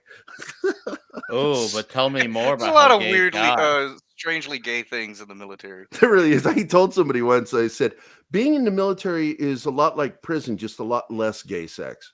Right. So less. I'm not saying there's none. I'm not saying there's none. Okay, it's just less. Look, guys get lonely, man. So you cheat on righty with lefty or lefty with righty? Right. Morning formations. I used to, as a squad leader, you go up and down your squad. Every squad leader had to do that. Up and down. And you would go up in front of them, turn towards them, and you'd give them look down the left side, up the right side. And I would occasionally whisper every few guys. Oh, man, I'd whisper spicy, up and down, whispering well, in yeah. the ear. But then I would whisper to him to where other people could hear me. I go, hey man, thanks for last night. Then I'd repeat 4 guys down. Just hey, thanks for last night. And guys are like laughing, going, what the fuck? Oh, damn. Big Gay Wednesday. It really is one big gay. I like that. Soul Assassin, 3 meals a day and all the gay sex you can handle. Yeah, he's sold. Yeah, that's what kept him there. He's just like, man, I get to whisper in dudes' ears, go up and down, left and right, like. Oh yeah, and I used to make that comment all the time. Why did you join the army? I said I wanted to be around men. I like being around men all the time. Naked, dressed, I don't care. That's like the beginning where they ask Ramus or ask him if they're homosexuals, and Ramus is like, "No, but we're willing to learn." Do you like gladiator films? This is such a great line. No, but we're willing to learn. The guy's like, I guess I'll mark that as a no. He's not ready for all that. That's all it was. He wasn't ready for all that. It's like, I can't have these guys tell me this stuff. I love that RV, dude. I really do. Dude. I wanted one of these so badly so I could dress it up to look like the one in the movie. I'm suddenly getting an urge to see Tropic Thunder this weekend. Toxicity scale breaks every time I see it from Mr. RC. Ooh, dude. That's something to think about. Now I worked for the military advisor for that film. He's my boss. I didn't. Yeah, Dale Dye. And Dale is the military advisor for that film. And he was originally the person they wanted to play the Nick Nolte character. But he refused because he felt that it was disparaging to veterans. So he refused to play that character. But he was happy to serve as the military advisor for the film. Well, if you have the special edition of this, it comes with a build your own. Oh, that is so cool! Dude. Oh my god, that is awesome!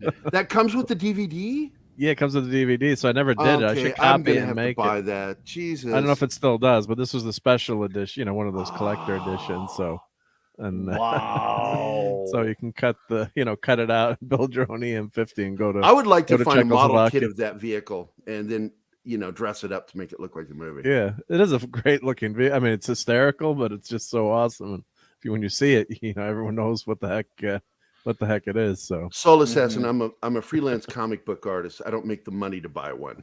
Sorry, buddy. I don't have insurance either. Fuck.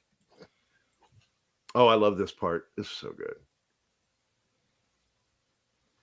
I wish we could watch the actual video. This is a great scene. Yeah, and the fucking rocket going up there. The guy always jumps out. For some reason, this reminds me of F Troop, even though it's or A-Team. Or A-Team, yep. The A-Team TV show. That PG violence. Yeah. No one ever really gets hurt. Dies. Nobody ever dies. Nobody dies. If you guys don't watch Corridor Crew, you should watch it when they make things that were PG-13 R-rated. They add more. It's fucking great. Spider-Man 2, rated R version. It's fucking Captain America rated R. What? I need to see this thing. Well, actually, I'm surprised I haven't seen. Not true. I'm surprised I haven't seen some of this clips on the news recently used as real live clips from a certain war. Well, yeah, because they use old footage to try to sell it. That's right. Yeah, why haven't they used some of these clips? Yeah, we should do that. Post something on our channels. Soldiers, cross the border. Russian soldiers help the charging. Hold on, or whatever. Yeah. I want to ask Gary or Cosmic or even any of our fellow gentlemen in the chats who obviously know military stuff. Well, obviously, whoever wrote this doesn't have military experience, so this is clearly written from a writer perspective. What are the odds of a Russell and a Bill Winger coming in and rescuing everyone? That doesn't happen. Slightly less than 0.000001%. I remember during basic, 1 in a million. So you're telling me there's a shot? There's a chance. We got it was a particular day in basic training. We had the shit kicked out of us by that day. It was a forced march, and we're all sitting there. We had 2 guys fall out that got injured, and because I was already an EMT at that time, I was still already being called doc, and I'm helping these guys. It was ridiculous. And we get back to the barracks, and we're just covered in filth. And I looked at the other guy and said, "Yeah, this is nothing like stripes. What the fuck?" It's not what I signed up for, man. Man, I wanted stripes. This is just a fucking nightmare. But I was going to respond to ActionCom because he says Dale Dye got his start with Oliver Stone's platoon, and it's not correct. It's not wrong. It's incorrect because he actually was already in film. And I already knew who he was before he got in film because he was the senior editor for Soldier of Fortune magazine, which my dad subscribed to and I read religiously as a teen. Mm-hmm. But he actually got his big start on Invaders from Mars, the remake. And that was his first film. And he was already playing soldiers and other stuff. And then he met Oliver Stone and he began this idea that he wanted to do basic boot camp for actors to get them to act like real soldiers and know how to handle the weapons and do the soldier shit. And that was the first time he got to do it. It was with Platoon. Oh, okay.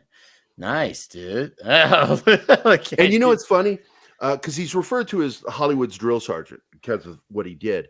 But the close relationship he still has with all the actors he trained, because they all still really love and respect him and stay in contact with him. And I love that about him. But anyway. So I'd just like to comment on Rudy's comment in the chat about the Navy not having it. I think that's not true. They've got Steven Seagal in Under Siege. That's right. Sure, yeah. And they got so David Bornez. They got David Bornez on SEAL Team. Yes, right, yep. yes. But as far as comics now. And now you have to pay for that show, I think, right? It went to a pay service. Front buddy of mine was mad. He's like, what do you mean I got to pay for it now? Yeah, I was watching. And I was asked with my own book, my graphic novel, Vindicated, why I chose to have him be Delta Force rather than Navy SEALs. And I said, because I was in the Army and I know Army stuff. I don't know much about the Navy. Plus, everyone's a Navy SEAL these days, right? Yeah, it's all everybody's Navy SEAL. Every show, everyone's a Navy SEAL. It's like, how many Navy SEALs are out there? All you need to know about the Navy is rum, sodomy, and the lash, and that's it. Actually, nobody knows how many Navy SEAls there are, and they can't be that many, right? After the Obama administration leaked information publicly, they ended the SEAL team numbers. It doesn't exist anymore. It hasn't existed since that happened. So now they have, and they show it on the show, very similar way they do it on the show, Bravo, and they go by initials rather than the numbers, because that was fucking stupid doing that. It's what got those guys killed.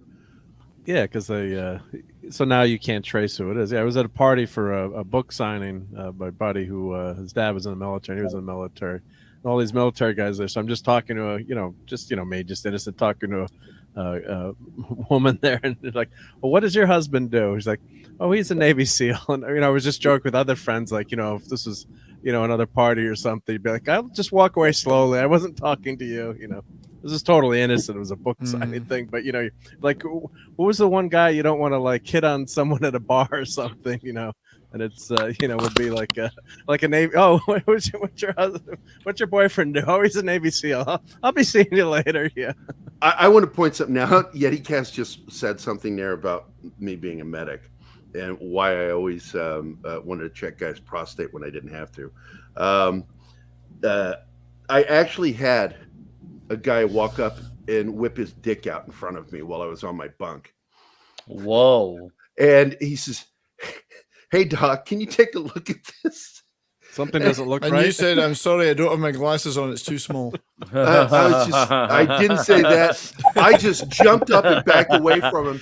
I said, don't ever fucking pull your dick out on me like that again, dude. I mean, Jesus Give Christ, me advance man. warning. You gave him the Francis treatment? So I buy could me be ready. dinner or something Was first. it Louis C.K.? No. But the guy, what had happened was he was circumcised and he was getting chafing. So you did, Luke. In the foreskin area because it was going up over the head of his penis and he got really bad chafing. And I just told him, I said, just put some, what do you call it?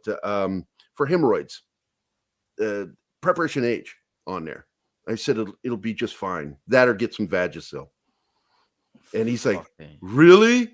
No, I'm not going to fucking do it. I said, then enjoy it while you got it. Yes. You should have told him to put some Ben Gay in it. That would have roasted him. Ben Gay. Yeah, I've done that. I actually in put. pain. Do you guys know what atomic balm is? No, Tom. It's like a warm Ben up? Gay time 1,000, and it was done in liquid form, and you would have to water it down with alcohol, thin it out, and we used it in sports because, like I said, I was an athlete.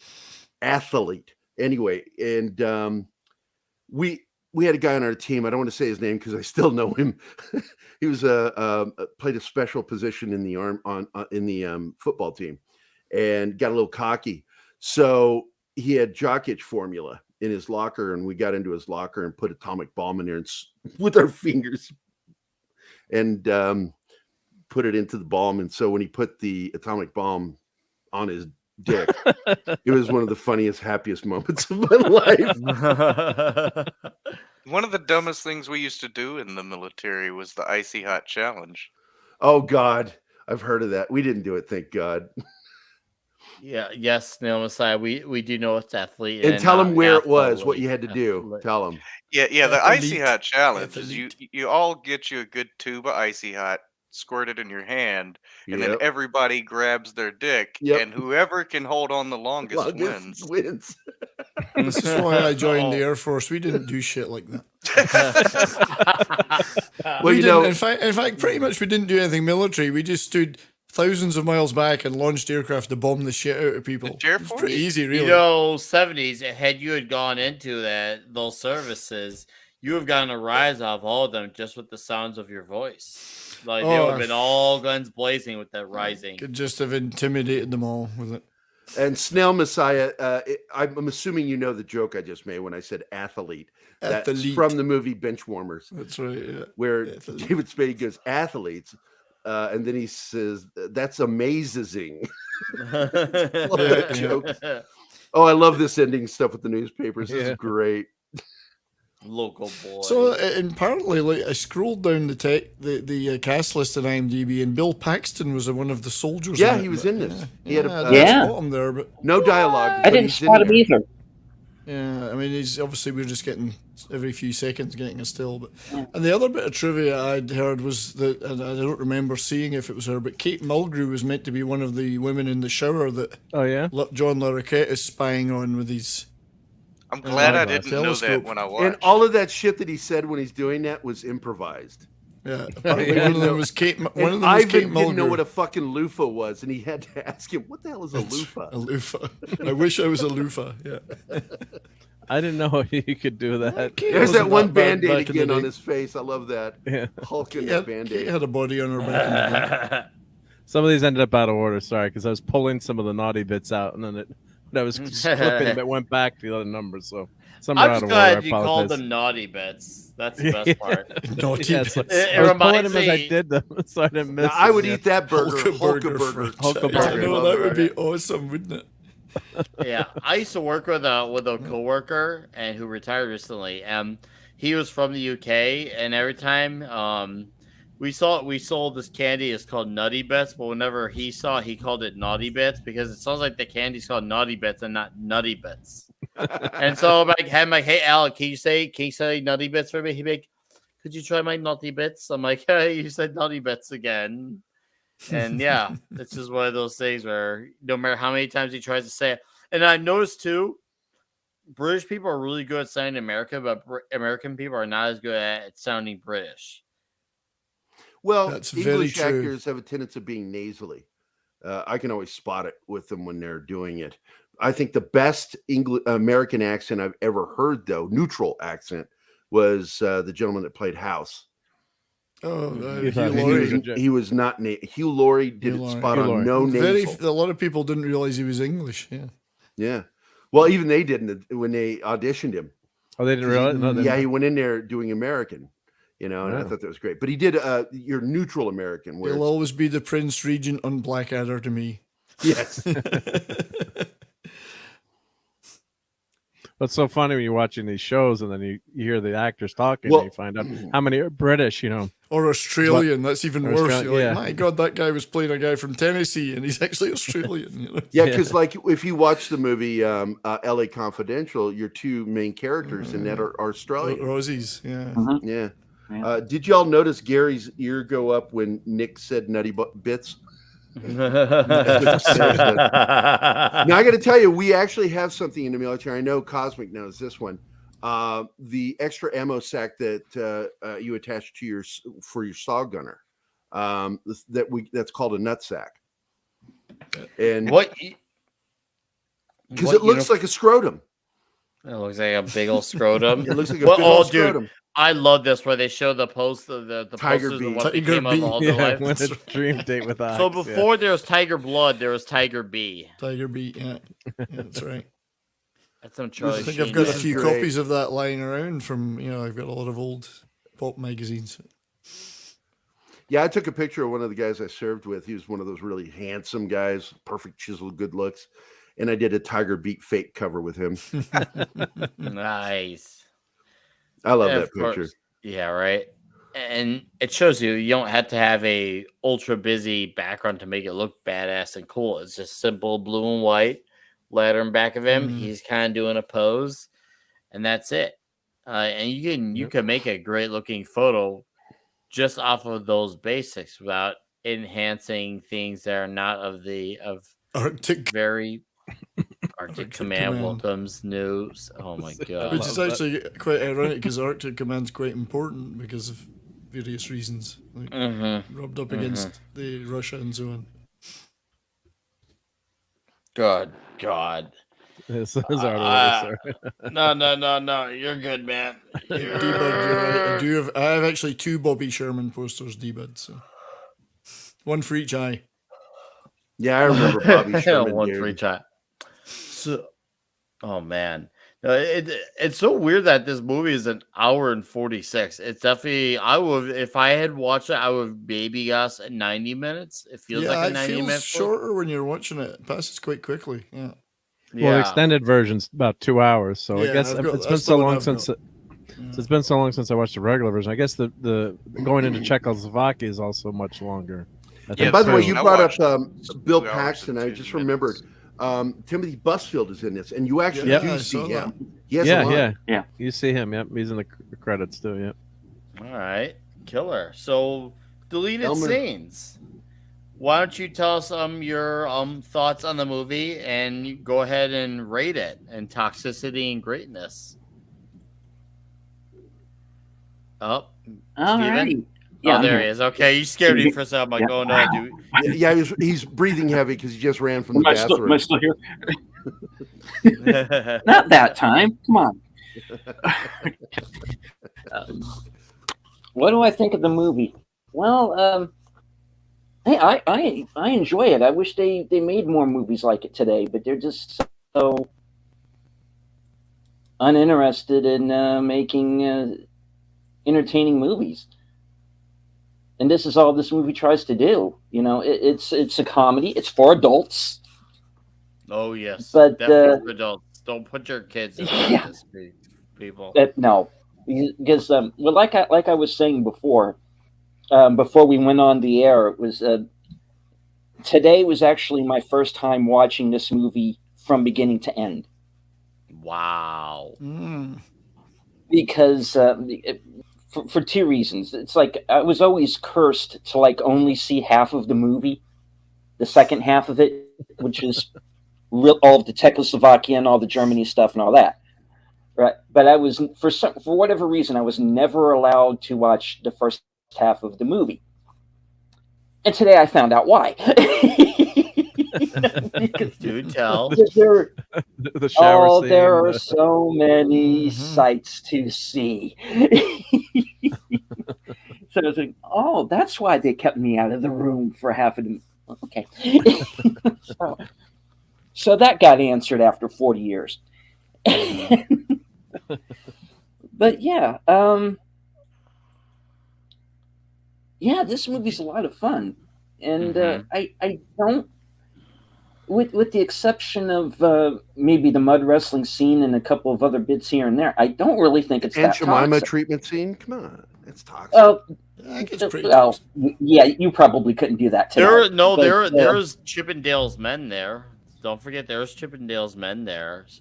No, they are. Yes, They are. that's right. Yeah. Yeah. There's So at least 2 of there's- them for Mad. That's for the But people there's- who like Tutti Frutti. I can't say it right. Scotsmen say Tutti Frutti much better. Say it. Tutti Frutti. There you go. Oh, that's a good one. Give us a break. Tutti Frutti, oh Rudy. All right, for the chat, I want to know all your scores in the chat. There's like 12, 13 of you. Thank you for sticking around, by the way. I want to hear your scores. I want the toxicity scores. I want to hear your scores in greatness. If you want to elaborate on why, I will read them on the air. Yeah, 17 people, come on, get in there. Did I miss the numbers from you, Steven? Did I miss the numbers? You missed the numbers. Okay. I would say greatness. No, that's fine. I would say greatness. I would say I give like an 8.5. Okay. And toxicity, I'll say because, like I said, I really don't think it's as toxic as some other movies I can think of, and I'll go with like a 6. Yeah, I caught that part, but for some reason I missed the others. So thank you for reiterating. Awesome. Hey, Steven, thank you. Awesome. Mark D with a C. Tell us your scores, and if you want to elaborate on that, go on ahead. This is a 9.8 for me. This is one of the classic movies growing up. You'd watch in the 80s, and you kind of get over to a friend's house and watch it who had like an older brother who had the tape. I couldn't see this in the movie theater, obviously, a couple of years too young to get in.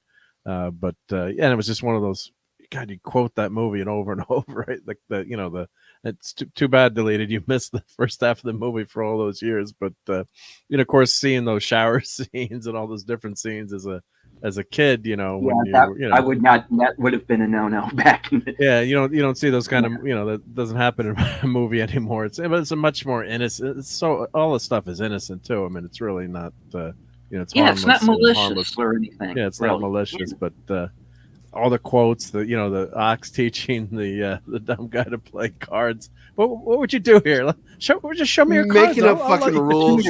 Yeah, making the rules. And I mean, that scene, I just love that scene. And Bill Murray, with the Aunt Jemima treatment, all the ad-libbing, and it's just so natural too. So yeah, 9.8 for me. Toxic, I guess I'd rate it a little higher in Toxicity, because you just won't get a movie like that anymore, like about men being men and women being women, and all those jokes, and of course some of like the mud wrestling scene. Would you get that scene today? I mean, it's just a fun comedy scene, with stealing the big, all the tops off the girls. Yeah, he steals the tops off to win, and I mean, that's one of the things I did like about this movie is the fact that the two ladies are just as horny as the two guys are. So they're toxic women. In that. Toxic women, yeah. So I give it like an 8 on Toxicity, because of what's going on today. But yeah, I mean, just love this movie. Bill Murray and Harold Ramis. I mean, what geniuses they were, and just the chemistry they have. It's too bad they had that falling out. But I mean, then they gave us Ghostbusters, right, which is one of the all-time great movies. So you can just see that Bill Murray genius. I mean, he just lights up the screen, and I always say comedy is the toughest thing to do and to pull off. And you can see when Bill Murray's in a dramatic role, how fantastic he is in those roles as well. So he's just an all-around national treasure. And and there's this series on one channel, like Bill Murray, where he's going to different parties and hanging out. I'm trying to remember the name. Nobody will ever believe you. Yeah, that's when he steals somebody's French fries. No one's ever going to believe you. Yeah, he's just like a normal guy, right? So which down in the end, everyone is, right? So yeah, just love this movie. Just so much fun. Awesome, killer, awesome. I like Yeti's score. We will get to that. We're after we have everyone on the panel, then we're gonna go over all the scores, because there's a lot. He's being more generous than I would have thought. A lot of great scores in the chat, and thank you, by the way, chat, for contributing your scores. I cannot wait to read them all off. Cosmic Fusion, why don't you tell us on your Toxicity score and your score of greatness? Well, I would say that toxicity-wise, this probably rates maybe a 6 or a 7. You get a couple of, equitable nude scenes with some fine women. You get a lot of great moments between characters that are honest and not woke or intersectional. So, toxicity-wise, it rates. It's worth a watch. Greatness-wise, this is just a fun comedy from an era of film that we'll never see again from Hollywood. And so it should be cherished. And I'd say that not only should you buy or watch this film, I would recommend buying a physical copy, because it's one of those movies that in another 5 to 10 years will be very hard to find on streaming services, if I had to guess. So I believe it. I give this one overall probably like an 8.5 out of 10, though military technical proficiency, I'm gonna give it like a 2. Yeah, well, and one of the scores in the chat even has a military score, courtesy of Mr. RC, and we will read that, because I think you guys see eye to eye on that. So hey, Cosmic, appreciate that score, and glad you enjoyed it. Glad you took the time to come on, considering obviously you want to get back on. I want to have you on, so hopefully we'll have to do this again much sooner than later. Happy to be here, man. It's good to be back after so long. Awesome. We'll have to have you again soon. All right, 70s. Well, if there was to be an award, I've just made an award up for the shower scene. It's the loofah, and I think it deserves the loofah for that year for best shower scene. Good. And I didn't have the problem that you youngsters do, because I saw it at the cinema and uncut, and the shower scene was right there. So it was one of the beauties of being slightly older, as it were. I was already been in the military for 2 years by that time. So it's I love this. As I say, it's from the golden era of American zany comedy. I don't think it quite reaches the heights for me of a Blues Brothers or an Airplane, but it's still pretty damn good. It's fun. It's not meant to be taken literally in any sense. I just noticed actually in the trivia that Dennis Quaid was an extra as well, and somewhere in the graduation scene. Oh, so he actually still ended up in the film. That's funny. Yeah, he's in an extra in the graduation scene. He's just not meant to be Russell. Yeah, it's for toxicity. I think I would give it an 8. Ooh, I think there's some moments in there that higher. it's some moments in there that you wouldn't see today, and I think that's a good test for toxicity, and some phrases and words. And that's both male and female toxicity. I agree. That is correct. Yes. Although it's got 2 strong female characters, obviously, in the MPs, but they can still be hot and strong too. Wasn't Matt an MP? Was Matt He's an just MP? mad. No, he's just mad. So I wonder what he would think of those MPs. Yeah. He probably. I didn't see any like that when I was in the military, but that's No. it didn't look like that. You never got arrested by Sean Penn. But overall, I'd think as a movie, I'd give it 8.5 out of 10. All right, killer. Now, you know, for us in the infantry, we MPs meant military pricks. We were not fond of them. Gerry, I feel like I didn't get your score. Well, I would like to say that Yeti, as a panelist and also in the chat, would get about a 2.5. There's my dig back. Fuck you, Yeti. I would definitely give it a high score for toxicity, because it really, and it does have both male and female toxic behavior, which is awesome in my opinion. People being drop dead sexy. Right, 70. Drop dead sexy. Dirty people. Dirty. And PJ is so adorable in that film. And her reaction to the Aunt Jemima treatment is one of the sexiest moments in film, in my opinion, period. She played the baddie in Private Benjamin, but she was still pretty hot. She's hot in everything. She makes everything more enjoyable. She gets the big eye look, and it's just so cute. But I would give it definitely about a 9 on the toxicity scale, because there is so much of it there that they wouldn't allow today. And it's in my top 20 films of all time. And it's in the top 20. And I would definitely say that I would give it an easy, I don't know. I'd love to give it a 10 because it's so perfect in so many ways, but it's a very flawed film because of the failure to be accurate about the military. But I mean, it's just so nowhere. It's not. Yeah, it's not even close. So I would definitely give it an 8. All right, killer, awesome, dude. Hey, by the way, PJ Souls was married to Dennis Quaid. So PJ Souls was. Oh, is that right? Yes. Yeah. Holy shit! I didn't know that. 78 to 83. 78 to 83. Yeah. All right. So I would give this, for me, as far as toxicity, I would probably go with a 7.5. I'd go with 7.5. I mean, you got the personalities are wild. Obviously, you got Bill Winger. The guys, he's the embodiment. Like, obviously, he's a guy who doesn't have his life together. He gives absolutely no fucks. I mean, that's a toxic individual. He's just got nothing for no one except for his buddy Russell. Even then, that's questionable. So that alone is a very, very toxic man there. And you got the men, the women there.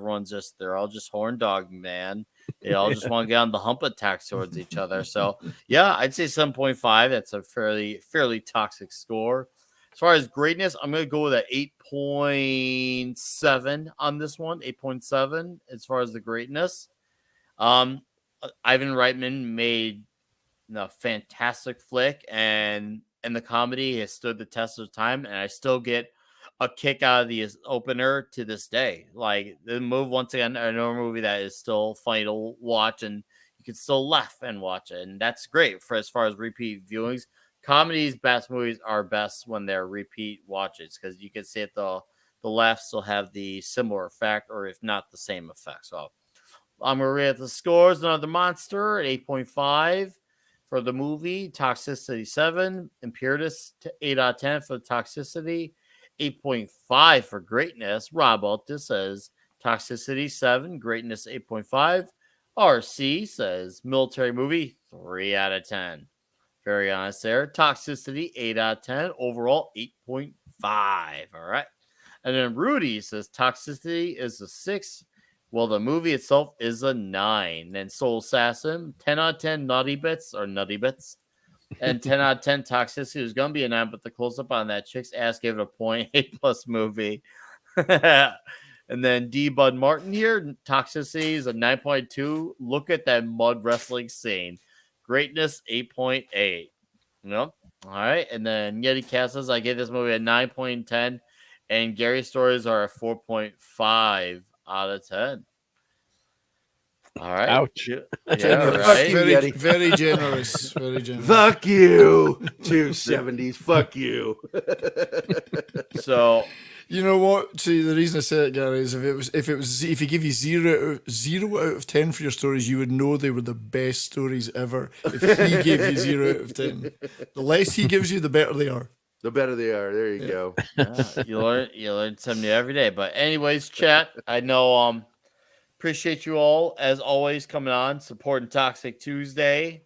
Whether you came here for a few minutes or stuck around the entire thing, always appreciate it. To the ones who sent the money on the stream elements via the tip jar, I appreciate you as always. As a teen girl, RC from the NYC, thank you guys as always. I thank Gerry for coming back on here 2 weeks in a row. I thank Mr. Steven. I'm toxic. Yeah, you're a very toxic man. So, Steven, thank you for coming on for your first time. And then, thank you for bringing me on. Yes, my pleasure. Cosmic, welcome back, dude. Welcome back. Hopefully, and yes, Tom is still. Oh, there's Tom. He says you guys are still good. Yeah, we're wrapping up, dude. I cannot wait to hear your Batman. Always got to give us a thumbs up or a thumbs down. Yeah, give us a thumbs up or a thumbs down on Batman. Well, that or join us after the show's over. Yeah, hop in. Yeah. You if he can stay awake, if he's not exhausted from the 3-hour movie. I think he's got an hour drive. That's a thing. I think. Come on, Tom. Just give us in the chat. Just tell us what you thought of the movie. Just, he put meh. Meh. Okay. Oh, I'm still going tomorrow. I got to go tomorrow. That's not good. It's better than I imagined. Then right? We go Thursday. That's actually better. Thursday. So, all right, Mark, as always, keeping the visuals going. Thank you. And 70s, you and your wonderfully insightful comments.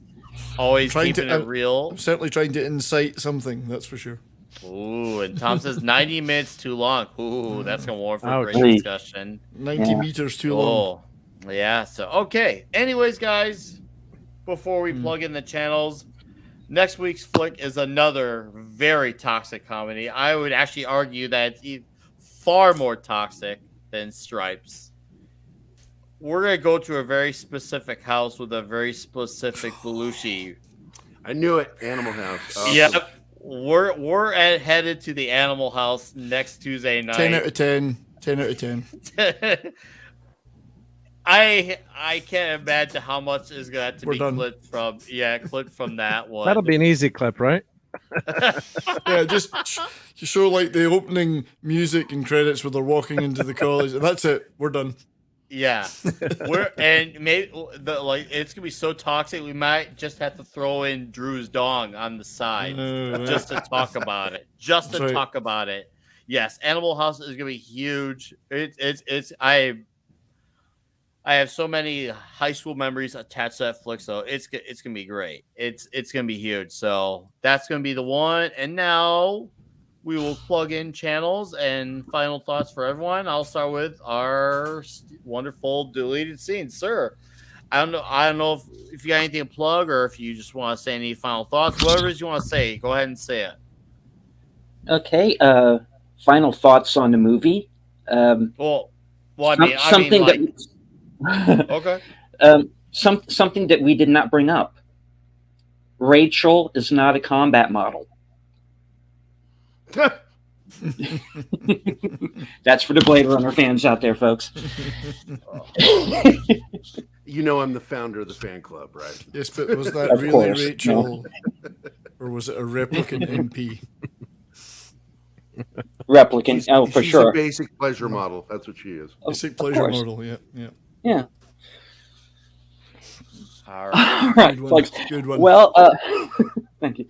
Well, of course, I am on Pop Culture Minefield. Hey, that's us. Oh, I thought I knew you from somewhere.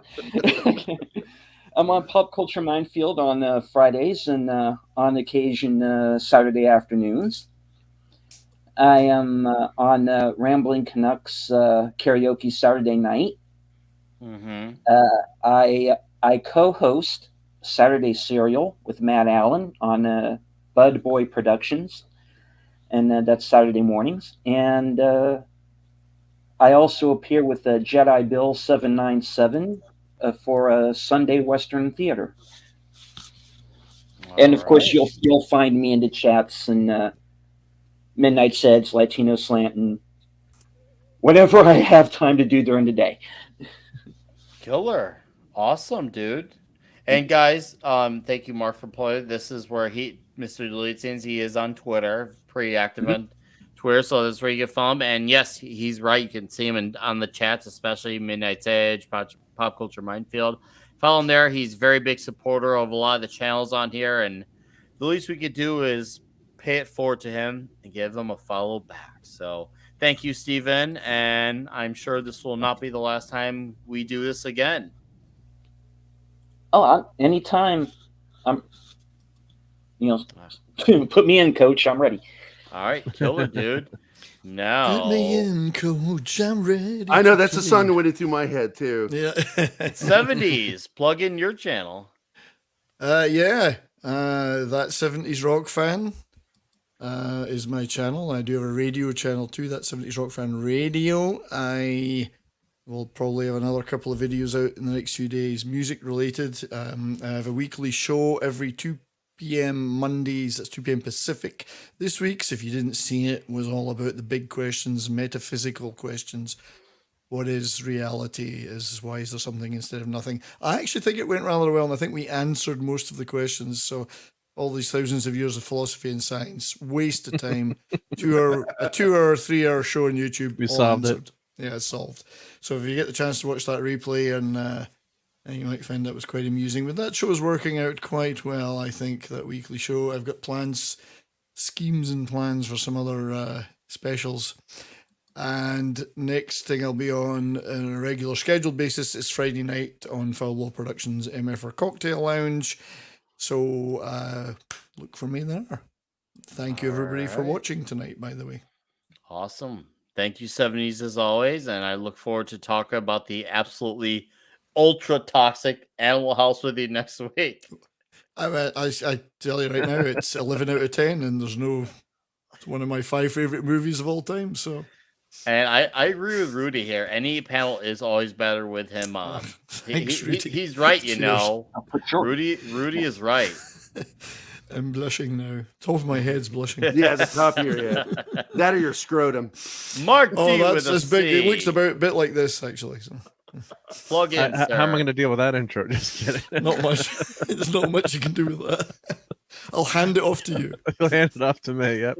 So thank you for having me. Yeah, it's awesome time always on Tuesday night here with Nick and the gang, and I've got a show on Sunday Night Geekery, 11 p.m. Eastern. We just hang out and talk, whatever's going on in the world, or in terms of entertainment, no politics, entertainment and comics and fun stuff. And, whatever the chat leads us. So that's a fun show that always have a good time. Appreciate everyone that hangs out there. And Thursday night, I'm with Cloudburn Times and Raquel. We do a Cloudby's Clubhouse show. Same thing, kind of like just general whatever we're thinking of that week. A lot of Star Trek, and we're all watching Blake 7 now. And I've got toy videos and reviews during the week. I do 3D printing, so here's my Doomsday machine. Oh my god! I printed and painted. So if anyone wants one of those, contact me on Twitter, or I could print one. Oh, I'm going to be talking to you I'm about doing this. commissions. I want it. But I want to paint it. Oh, you can. Yeah, I can send it to you. Yeah, I'm sure you're a better painter than me. But yeah, I can do that. So if anyone, hit me up on the Twitters, and I give you. Is that modeled on Drew? Is that modeled on Drew? I've never experienced Drew, so I can't say yay or nay. But just about everybody in the globe has experienced Drew. But so how far you're almost at the end of the third season of Blake 7, is that right? Yeah, I'm getting there. Yep. So a lot of stuff happening. Show. Yep. So yeah, it's a great show. Yeah, recommend Blake 7. It's on BritBox now if anyone hasn't watched it, and I'm finally catching up to it. Despite being a Doctor Who fan in the 80s, watching on PBS, mate. I missed. It's filmed in the same quarry as Doctor Who. So.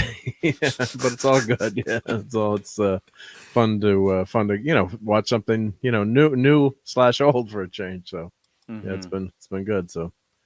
And appreciate you guys hanging out tonight, guys. It was a fun time. So yeah, and I'll definitely be careful next week. I was careful this week. I snagged a couple of, there's some photos that were kind of potentially in that mud wrestling. I'm like, just don't show them. So go watch the movie if you missed those scenes. Yeah, that's what you get the movie for. So as always, shout out to Mark Dude the C. Thank you, sir, as always. And now for Gerry, plug away, sir. I know you got a cool Friday show you do that I sometimes catch when I'm getting out of work, and then you got a Saturday show. Yeah, that's this last week we had Sarah Frazetta on. It was great. Yes. And what I really enjoyed about that was she wrote Keith and I after the show going, I want to come back on. And so we're talking about having her mom and the rest of the Frazetta girls to come on and do a live tour of the Frazetta Museum. Virtual tour on our channel. That'd be amazing. Because I've known her for a long time, and we've worked together on at least one project, and I think that's where we really became friendly with each other is because of that. And we both like to talk shit about the guy who made the comic that we worked on together with. And we did it on the show. We talked shit about him, and he found out about it. And he's like, "Oh, you guys are so mean." But anyway, this Friday, I'm not even sure what we're doing on Friday. We've got the Friday show, TGIF, at 2:00 Central Time. It's always an hour to 2 hours. And then Saturday, we do Saturday Morning Fun Time. And we have a lot of our friends on there. 24/7 Fusion Media has come on. Sil Abdul comes on. And, of course, Steven's a regular. Fat Steven Seagal and Steven Deleted Scenes.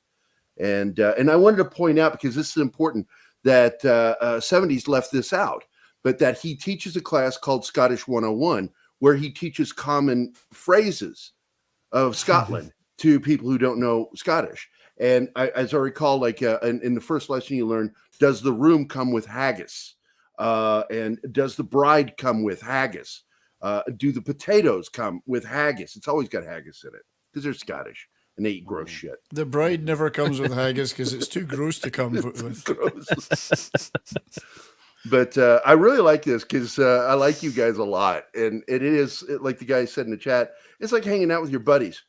No, and Rob just nailed it with that comment. It's really, you meld well with us, dude. So, I mean, I don't want to be that guy that obviously, no, you want to come on here again next week, we'll see where it goes. And if you want to continue to talk about more toxicity, you're welcome back. I'm always open to joining this kind of stuff because, it got started because Mexican Iron Man, who produced the executive producer on our show, was getting after me that I don't go on other people's shows like I should, and that I should say, hey, I like your show, I'd like to be on your show. So I'm starting to do it now because 3 years I just don't do that. Tom knows that. And Tom's had me on numerous times. I was part of the High Council back before it got disbanded. And I love this kind of shit. Talking toxic stuff is awesome. My favorite shitting thing to do is being toxic. And like Snow Dub and I got into it last night at midnight, and we went for like 3 hours. And I told him fucked up things I've said to people, girls in particular. Like we were in a car talking about what we would do when we die.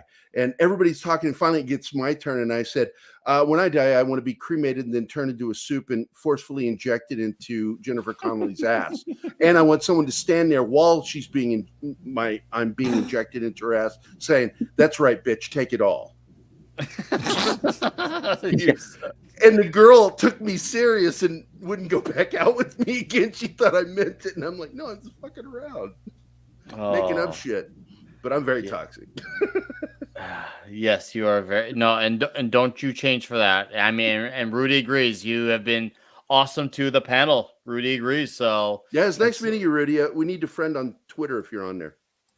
I don't think he's on there, but you've got everyone else's respect on here, and you are awesome. And as always, you're welcome back next week for the Animal House, sir. So thank you. Yeah. You'll be. I'm expecting you back on next week for You can more get toxicity. off me now. Let's get back to the panel. All right. And last but not Cosmic. least, before we go, the Cosmic Fusion, who will soon have a name change, but plug in whatever.